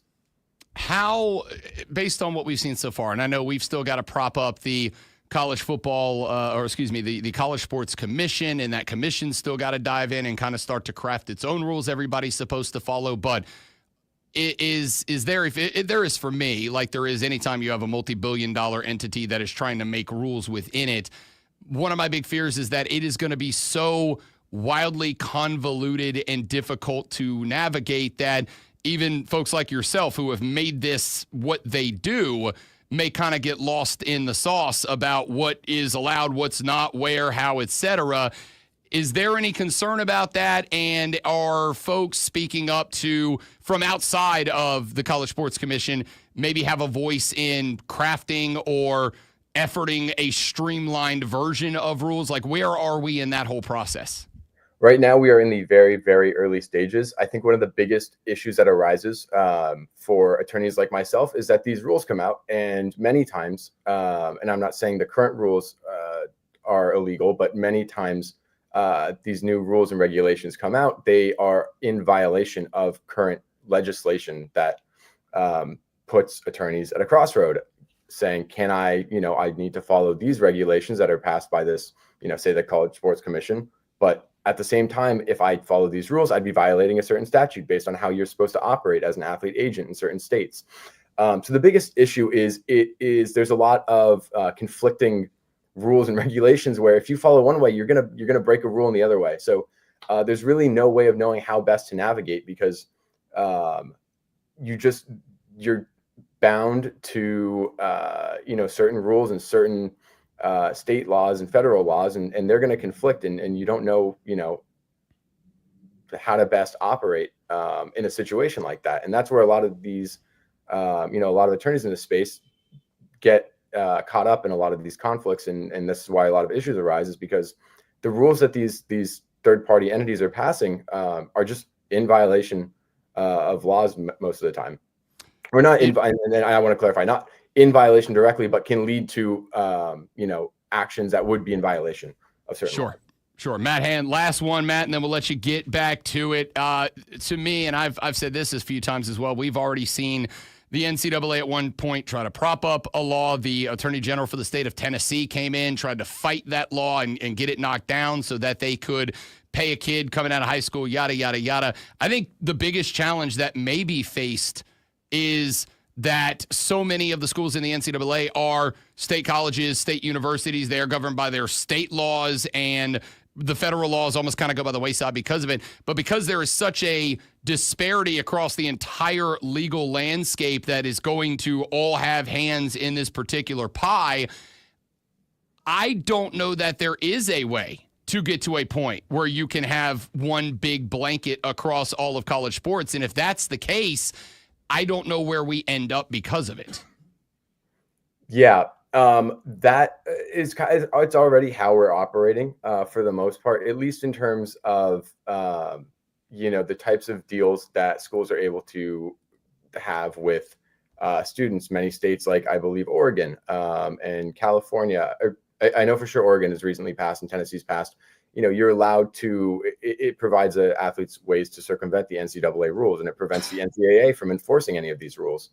And other schools that, are operating in, say, states that don't have these rules are, they're disadvantaged because they can't circumvent the NCAA regulations. So I think what's going to happen is, if we're only operating on a state level, the schools that want to compete are going to have to work with their state legislatures to pass laws that are going to allow them to directly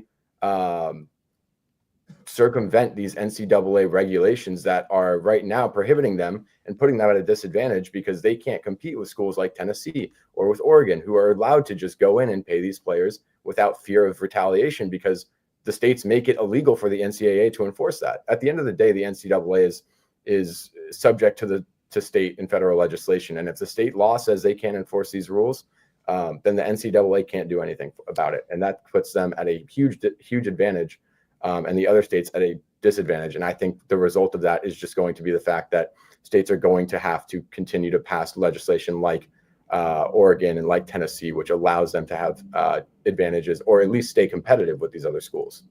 Matt Hand is an attorney, a sports law expert, and a founder of Alta Sports Management. You can follow Alta Sports Management. Well, they'll be giving updates and chronicling this fun little journey we're all on together at Alta Sports Management on Instagram. Matt, been a pleasure, my man. Tremendous stuff. As this thing continues to develop, we'd love to have you back on to keep updating us.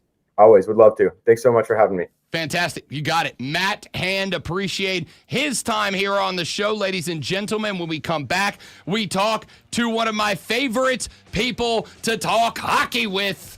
Rachel Doerrie of Betalytics joins us next. We'll break down last night's absolute chaos in Game 4, get you set up for Game 5. That's next on The Rob Brown Show and the Fan Upstate.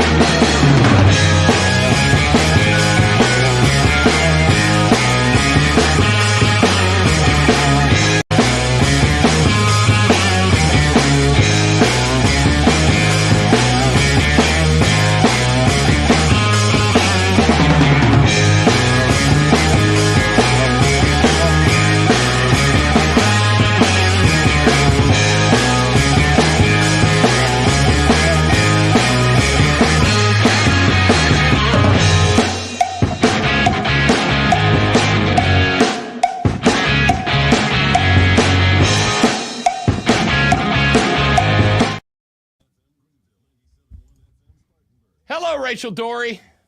Good morning, sir. How are you? How are you, buddy? I'm good. I got myself out of bed and dressed, so things are going well. Oh, responsibility. It's the worst. Yeah, it is. It truly is. Who is that guy that you just had on? His insight was incredible. That is Matt Hand. He is an attorney. He is an attorney who runs one of them there attorneys. An agency that helps college kids maintain NIL deals, and has been doing it for a couple of years. Can he help me? Are you eligible for NIL deals still? No, but I am eligible for sponsorship deals, as you know. Yeah, me too. Me too. You and me. I'm actively working on as many as possible. I am succeeding in none of them. Boo. That sucks. These people suck. Yeah, you get used to it. Fair enough. No, he sounded like he was locked in. Yeah, he knows his stuff. That was impressive. We had him. We had the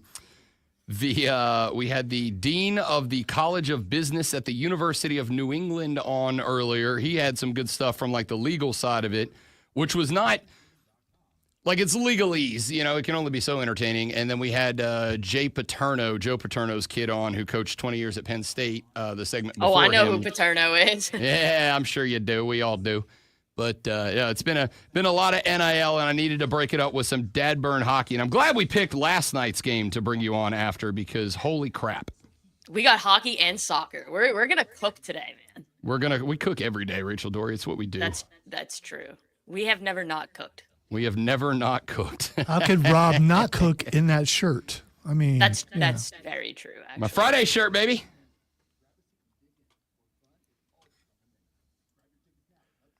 1 minute.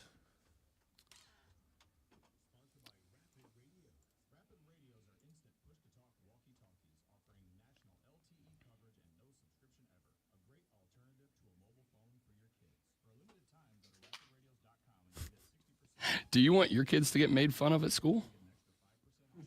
Me? No, we just had a commercial for a product that's basically like, give your kids a Motorola Razr flip phone and send them to school with it. Oh my God, like- I used to have one of those. Those things. Oh, were I the did bomb. too, but I was an adult when the flip phone was a thing. Rachel Doerrie, speaking of, cooked me for being an old man the last time she was on Bet for the Cycle. I mean, busted me up. Busted me up. So? I was hurt You're not for going to get anything hours. from me on that. Here's the problem. I don't even remember doing that.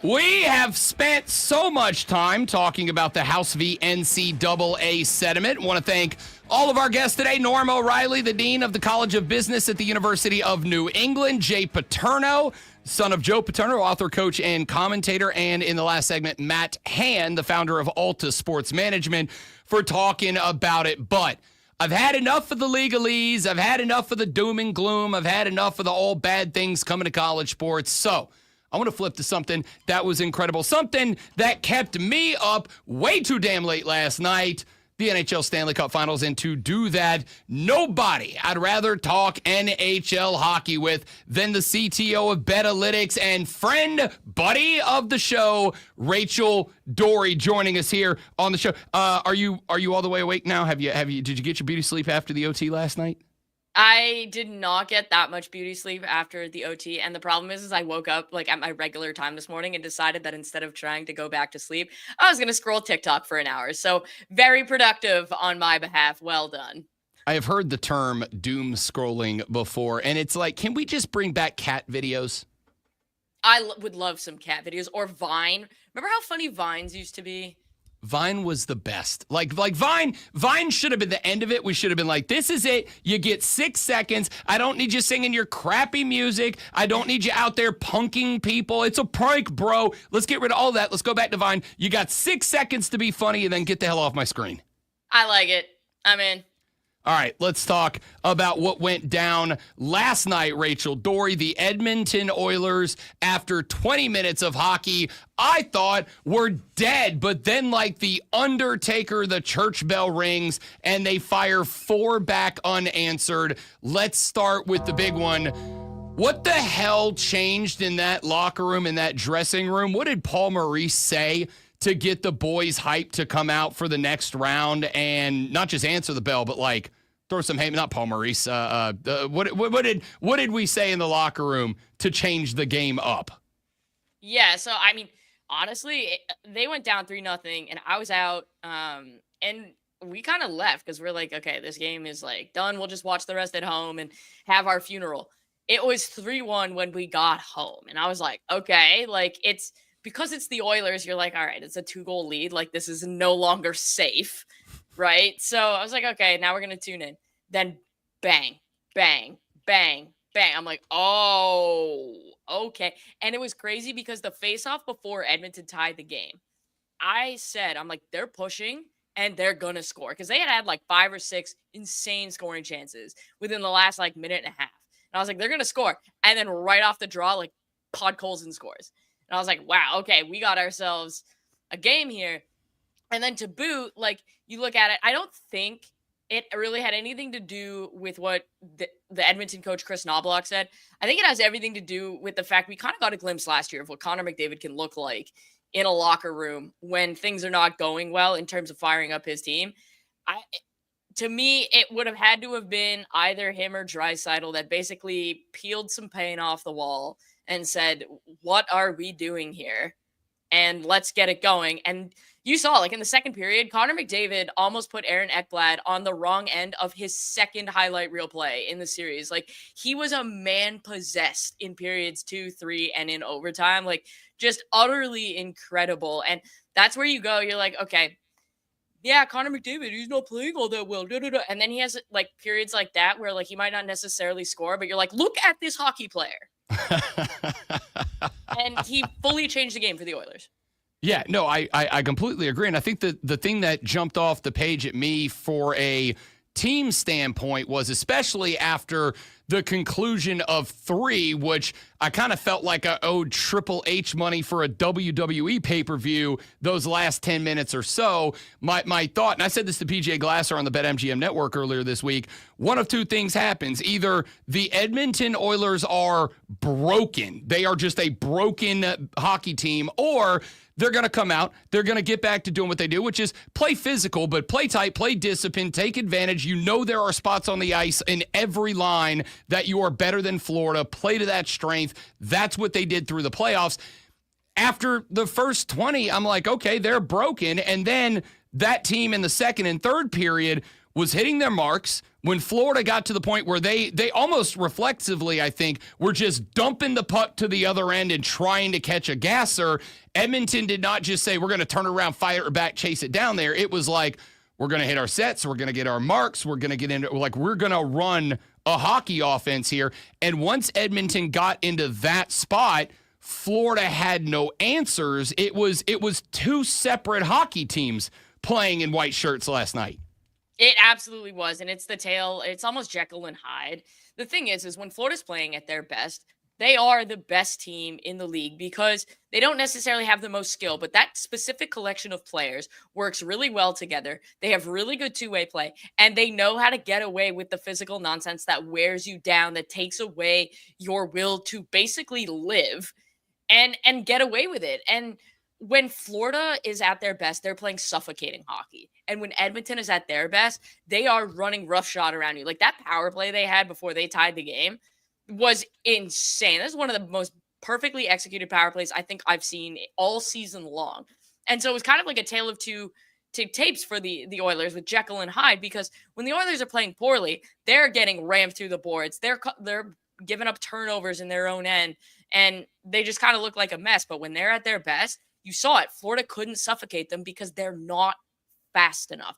You can't be physical if you can't keep up. And so Edmonton really, once they figured out that, hey, they can't necessarily skate with our big boys, they started to move the puck a little bit more efficiently. They started to kind of get in and impose their will on speed and skill. And Florida really did not have an answer for it. The only answer they ended up having was 6-on-5 at the end of the game with a kind of a really lucky bounce. And then in overtime, like Edmonton was the better team again. And so it'd be interesting to see what happens in game 5, because I'm fully of the belief that whoever wins game 5 is going to win the cup. I am totally on board with that. There is a saying that the college football folks down here in SEC territory say all the time, Rachel Doerrie, which is you can't hit what you can't catch. And I think I saw kind of a flip of what I expected in terms of mentality from both teams. I think Edmonton, once they got to the point that they were running their sets and they were playing hockey, it felt like Florida got to be the team that was frustrated, right? Like our plan was working and now it's not working and we don't know how to switch it back, right? Like Edmonton came in after period 1, said, okay, the plan we came in here wasn't working. Let's go to plan B or maybe go from plan B back to plan A. Florida, it felt like, got caught in a spot where they were, for the 2-3 periods leading into period 2 last night, their bully ball, Brad Marchand's a rat style hockey, it was working and they were able to just build on that. But the second it stopped working, they didn't know how to fall back on, let's just go play hockey at that point. And that was kind of the death sentence for the Cats last night. Yeah, it was. And the thing about it is, nobody really has an answer. And Paul Maurice will be the first person to say it. Like, if you have a strategy to stop Connor McDavid when he's at his best, like, please share with the class, because he's been in the NHL for a decade and nobody has an answer for him. And it's kind of one of those things where, yeah, the Edmonton Oilers as a whole got the Panthers off their game, because in game 3, the Oilers looked like they would not have beaten the San Jose Sharks in that game. And so they really kind of like flipped the switch, and McDavid and Draisaitl are a very key component of that. They drive that bus. And when Florida is too focused on not getting turned into a pretzel by those guys and not getting passed around like it's 12-year-olds playing against 8-year-olds at a hockey practice, you can get away from your physical game and you can get frustrated. And Florida was taking really silly penalties. And I was kind of laughing to myself because I'm like, it's about damn time that they're penalized for like literally anything that they do. And finally, like, it was unavoidable. And even there was an egregious miscall on the Florida Panthers' third goal. Like, the guy high sticks him in the face. He turns it over and ends up in the back of the net. And I'm like, okay, like, if you just call that penalty, like you should, we don't have a problem here. But once they started calling penalties, they didn't have an answer for it. Yeah, and I think that's the drawback to playing Brad Marchand hockey is if you get a ref who is willing to put the whistle to the lips, it can change everything in that spot. Like you said, they're very smart, very adept at knowing when they can get away with it and when they can't. I think that's the entire reason that, aside from the fact that they got him at a stupid price, nice job, Boston, the reason they went to go get Brad is to kind of be that guy that says, look, this is how you do it, right? Like, this is the team you want to be. This is how you want to play. I'm the best at that, so let me teach you that. And it worked out very well in the last game, but it bit him in the ass last night. Yeah, and they've got, like, Sam Bennett. I don't know how you get away with injuring 3 goalies in the last, like, month and a half, but, like, he figured out a way to do it. And they have a few rats, right? You've got Aaron Ekblad, who's running around elbowing people in the head. You've got Brad Marchand doing Brad Marchand things. Sam Bennett, who's also running around sucker punching people and elbowing them in the head and slew footing them. You've got Matthew Tkachuk, who is all talk, and the one time he got in a fight, he nearly tore his groin. So it's kind of one of those things where it's like they call him the Rat Pack. That's kind of the nickname that they've been given at this point. And it's very astute. But the thing is like the only guy that actually does it with any level of, I'm not even going to call it class, but like any level of like, okay, there's like redeeming qualities there is Brad Marchand, because he's not going to actually sucker someone or elbow them in the head. He's just going to be like chirpy. He's going to like put a stick to the back of your legs, like that kind of thing. But he's not out there trying to like legitimately hurt people when it feels like the other two are. And Brad Marchand will actually answer the bell. The other two won't. Rachel Doerrie, CTO of Betalytics, here on the Rob Brown Show on the Fan Upstate. We got about 2 minutes left here, Rachel, but you asked to talk about this, and I want to talk about this. U.S. soccer sucks, and it makes me sad a lot because we just won't change the dumb things we keep doing that make us suck. Yeah, so I grew up in the German soccer system, and I'm really familiar with the European football model. And I'm just going to say, like, it works.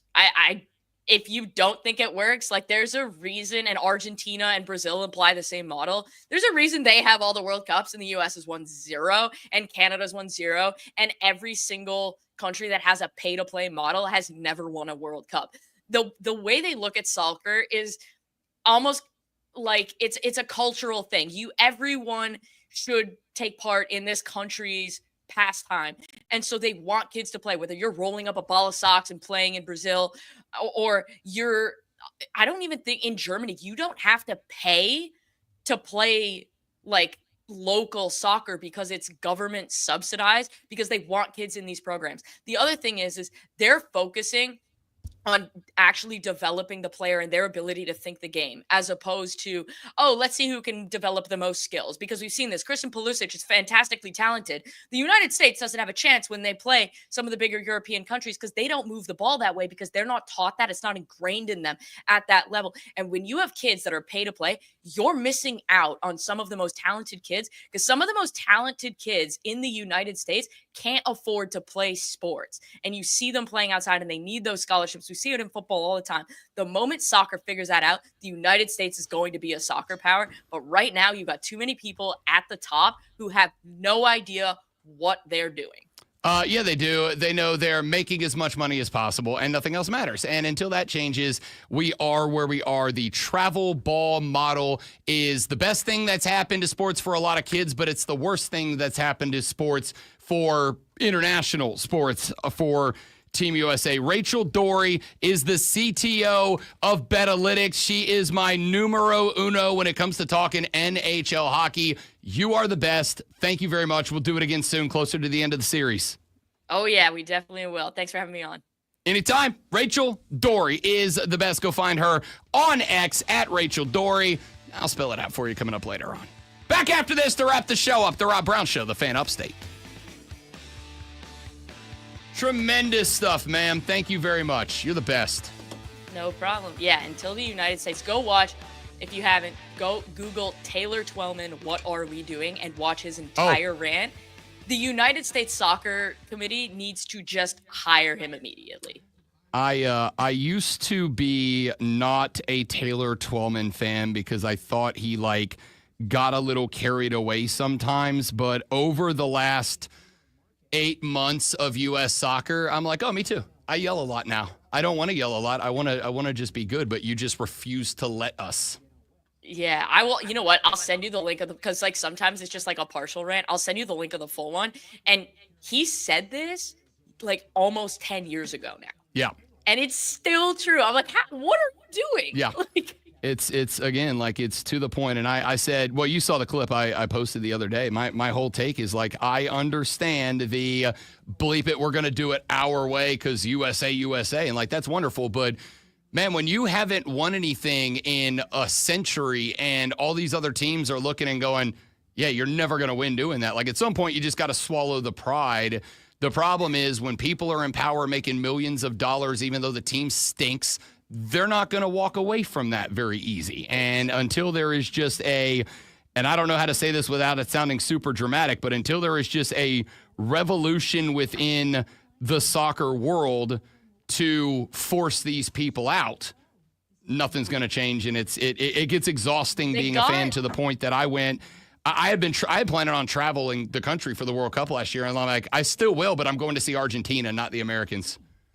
Yeah, so they got really close when they got Jurgen Klinsmann in. Had they just let him do his thing, we're talking about the guy that built the program that won the Germans the World Cup.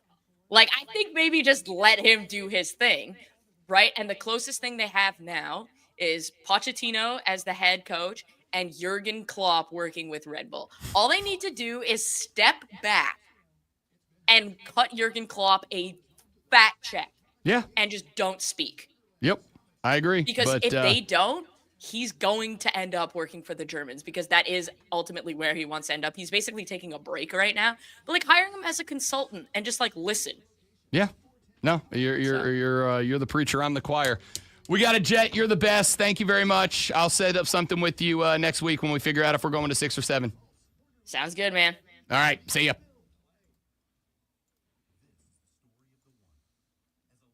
Rachel's good people. Which is the second highest compliment I can pay someone behind only you know ball. And she does know ball.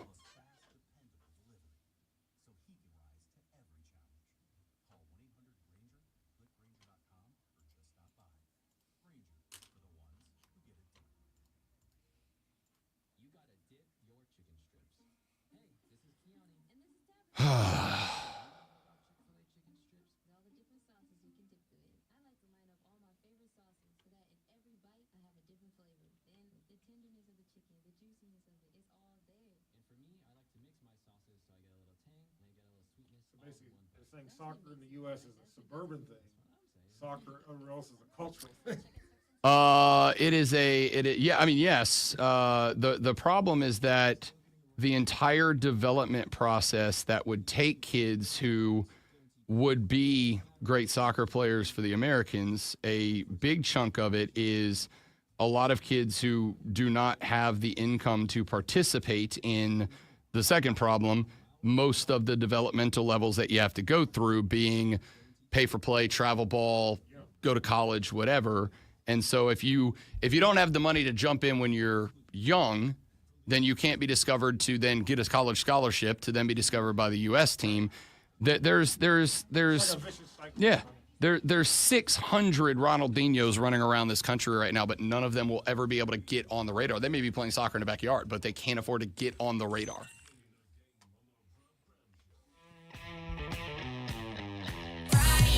Friday, gotta get down on Friday. Yeah, baby. Wrapping up the Friday, gotta get down on Friday edition of the Rob Brown Show here on the Fan Upstate. Thanks again to Rachel Doerrie for joining us in the last segment, talking a little hacky and then loudly complaining about U.S. soccer for just a few minutes. And I got bad news for you as we inch closer to the 2026 World Cup hosted by, that's right, us. And our soccer federation continues to neuter the opportunity for this program to get better, I'm gonna keep whining about it. Where's the cutoff? Like I kind of know where my cutoff is. I just found my cutoff with the Atlanta Braves. I haven't brought them up in 3 days, and I'll bring them up in the future when you guys want to talk about them. But that's because you only bring them up when they lose. How they won 3 out of the last 15 games. So if I only brought up when they lose, I'd be bringing them up every day. Go back on the Odyssey app and listen to when the Braves brought up, and you'll find out that they're only talked about when they lose. Yeah, because they lose a lot. And when you beat the Milwaukee... They won 2 out of the last 3 games. Against the Milwaukee when they lost. Brewers. That is one of those things. Like my old man when I was a kid and I was growing up, and like you'd bring home the report card, and like if you got an A+ in math, he'd be like, hey, great job, let's get an ice cream. If you got an A+ in AP Bio, he'd be like, hey, great job, you get an ice cream. And if I brought home an A in PE, he'd be like, yeah, moron, that's what you're supposed to do. Anything less than that is a failure. There are 2 options, which is you're supposed to do it or fail. Beating the Milwaukee Brewers 2 out of 3 is getting a B+ in PE. Nice job. If you got anything less than that, I'd have taken belt to ass. They are the Brew Hours forever now in my head. Have that. I'm so frustrated I forget how to words. The point here is I've hit my point of apathy with that baseball team. It's just like the season's lost, and I'm aware the season is lost, and it is what it is, and hopefully the Braves, who switched to a publicly owned model that only cares about the bottom dollar, will see a decrease in ticket sales. And this is part of the reason why. I hope they see a drastic decrease in ticket sales and merch and television revenue, etc.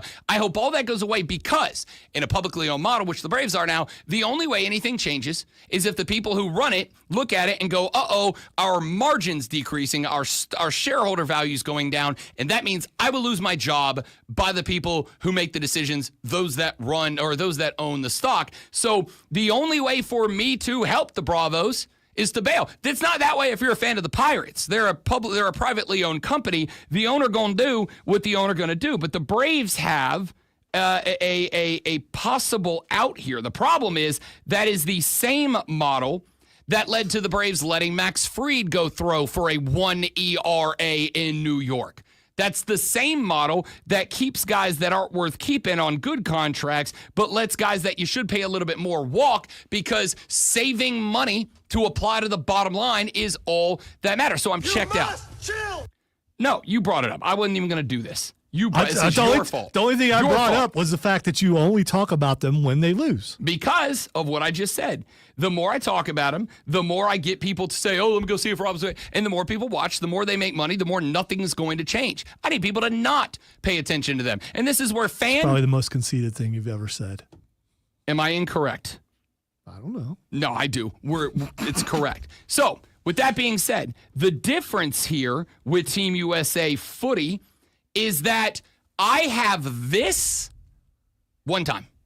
The World Cup will likely, unless I do real good in the whole not dying thing, the World Cup will be held in my lifetime one time. When's it coming back around? In the United States? Yeah. If it's on the same path, about 30 years from now. Okay, so you probably will be around. The fellas in my family don't make it to 70, bud. There's a real good shot I'm not for the next one. So I get likely 2 cracks at my team hosting a World Cup in my lifetime. The first one was back in the 90s when I was a child and I couldn't go. This time, the little brother and I had a whole plan about we were going to fly out to LA to watch them open the thing out at SoFi. We were going to fly to other parts of the country to go watch or drive to other parts of the country and watch national teams play from other countries. Super excited. And the other night when we lost 4-0 to Switzerland, that excitement completely died, because I came to the realization that we haven't changed the things that have made us bad for the past 20 years. Why would I think that they're going to change them in the next 364 days? Okay, so when I'm in my 80s living at the Villages, I will ask my nurse to text you and ask you if you're actually going to the World Cup. I mean, if it's here, sure. If the U.S. ever actually feels like they're... You said 30 years, right? Yeah. So I'll be in my 80s. You'll be 70. I would be 70, but again, I just sometimes you just got to know reality. The dudes in my family don't make it to 70. Oh, just stop all right? it. They just don't. Yeah, probably because of that kind of negativity. Probably not. Almost said something real bad there. Hope my mom's not watching. Point here is, listen, we have likely one crack at this. Likely one crack at this, and we're going to blow it. We're going to blow it because we just won't do the dumbest, simple things that need to be done in order to fix it. And I keep caring. I keep caring. I want to keep caring because I want Team USA to one day in my lifetime be a team I'm actually proud of. I've been proud about the Braves before, proud about the Saints before. Hell, there have been 1 or 2 times I was proud about the Pelicans, for God's sake. I have been around this long, and I've never really been able to look at Team USA Soccer and go, I'm proud of that team. And now, the Rob Brown Show presents Twitter. I'm proud of you, though, Lonzo. Well, you should be. It's time for What the X, where I ask Rob what is Xing.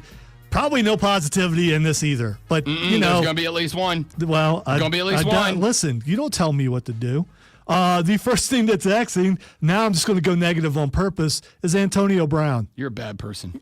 You're a bad person. How can that be? Okay. Antonio Brown is wanted for attempted murder down in Miami. Now, I saw that trending earlier. I did not get a chance to go look at all of the details to see what is in the arrest warrant that was discovered by the local media last night. But he said they tried to steal his jewelry. And there's video. I've seen bits and pieces of it. I haven't had a chance to break it down yet. But he said they try to steal his jewelry. You don't want to do that. So I don't know, but people are acting like that the video doesn't show that. Look, Antonio Brown has been, remains, let's say, a character.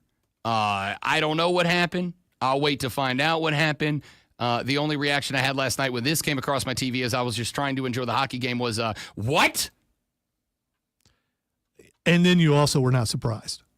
Also, I was not surprised. All right, the next thing fair. The next thing is Xing. I don't know if you knew this. This happens every once in a while, but today it's Friday the 13th. It is Friday the 13th. It's a weird day out there. We had a good day on the show today. You know what? No tricks, all treats on the Rob Brown Show today. I don't like Friday the 13th it's a movie I've seen before, and outside of that, like, whatever. It's a day. It's a day where a day and a number match up. It's supposed to be a day of bad luck. We talked about this before, and you said that you are not superstitious, but you're also a baseball player, fan, and former player, and so you're superstitious in baseball. So you're either superstitious or you're not superstitious, or if you're lucky, you're very superstitious. Okay, I am not superstitious at all. I do not believe that. Set you up. I thought you were going to say. No, I know.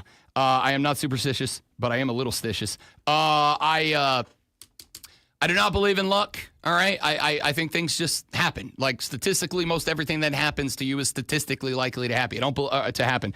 I don't believe in luck.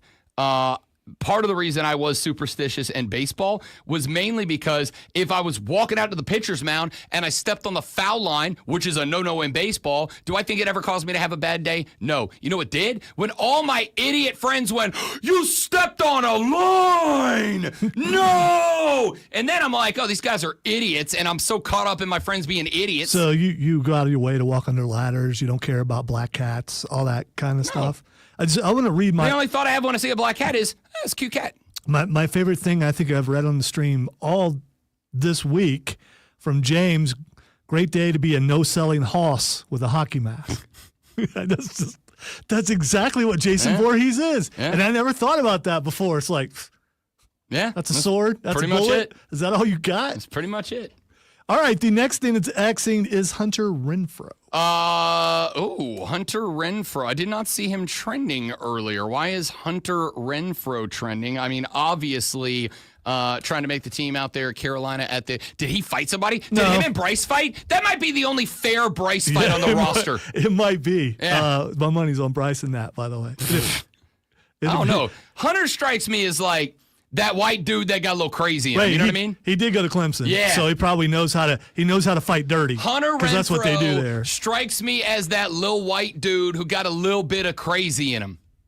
Yeah, we'll see. Well, the reason why he is Xing is because there's a question if he's going to make that fourth wide receiver. Yeah, Dave Canales was talking yesterday, probably at the event Rashad was at and telling us about, by the way. He was talking yesterday saying that the probably the toughest decision of this offseason is going to be who makes the wide receiver room, because it is stacked with dudes right now, and Renfro's right on that bubble of being able to make the team. I would not be shocked. I saw that he said that he doesn't play special teams, and that's not good. That'll get him off the team if he says no to playing special teams. Here's what I'd say. I would not be shocked, and obviously we're a long way from final rosters, even the first cuts. I would not be shocked if the Panthers carry an extra wide receiver, carry one more than the normal. Like most teams are going to carry probably 6. I wouldn't be shocked if they went 7, but that is providing that Coker's returning punts, Renfro's on kickoff coverage, et cetera, et cetera. If those guys are willing to do that, I could see Carolina carrying an extra wide receiver. All right, last thing. Say it. Spaceballs 2. Hell yeah! Got the announcement last night that Mel Brooks is so bleeping back, baby. We have had, I'm not even going to tell you what just go watch it. It's just scrolling text, mocking the Star Wars thing. It's absolutely hilarious. Spaceballs, may the Schwartz be with you. Did you see he was wearing a Spaceballs, the sweatshirt? I want it. I want it so bad. Are those the ones that were advertised at the end of Spaceballs 1? Mm-hmm. And never made it to market? Have to find it. Spaceballs is back. I see your Schwartz is as big as mine. No barf, man. I mean, there is, but it's not. But it's not John Candy. But Rick Moranis is back too. Let's go. That's it for us. Let's go home. Thanks for being here. I hope you enjoyed the show. If you didn't, your problem. Check out thefanupstate.com to listen to it back on your own time. See you Monday. Don't drink and drive. I'll punch you in the face. Goodbye.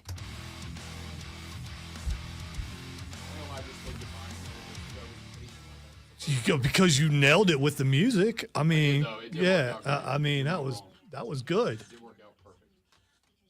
I mean, that thing hit right. Goodbye was just a drop. Yeah, yeah. Take credit for that. All right, guys and gals, thank you all for being here. I appreciate you're all amazing. I have a gazillion things to do, and then I get to go host another show tonight. I'm going on vacation, so I'll see you guys in a week. Right. That's right. You'll all see Lonzo in. Well, actually, I'll be here tomorrow night for the Upstate Pulse on 98.9 WRD. Just check that out. Vacation's not that important. Got to host the show. All right. I will see some of you tonight from 7 till 11 p.m. The rest of you see you Monday. Have a great weekend. Goodbye.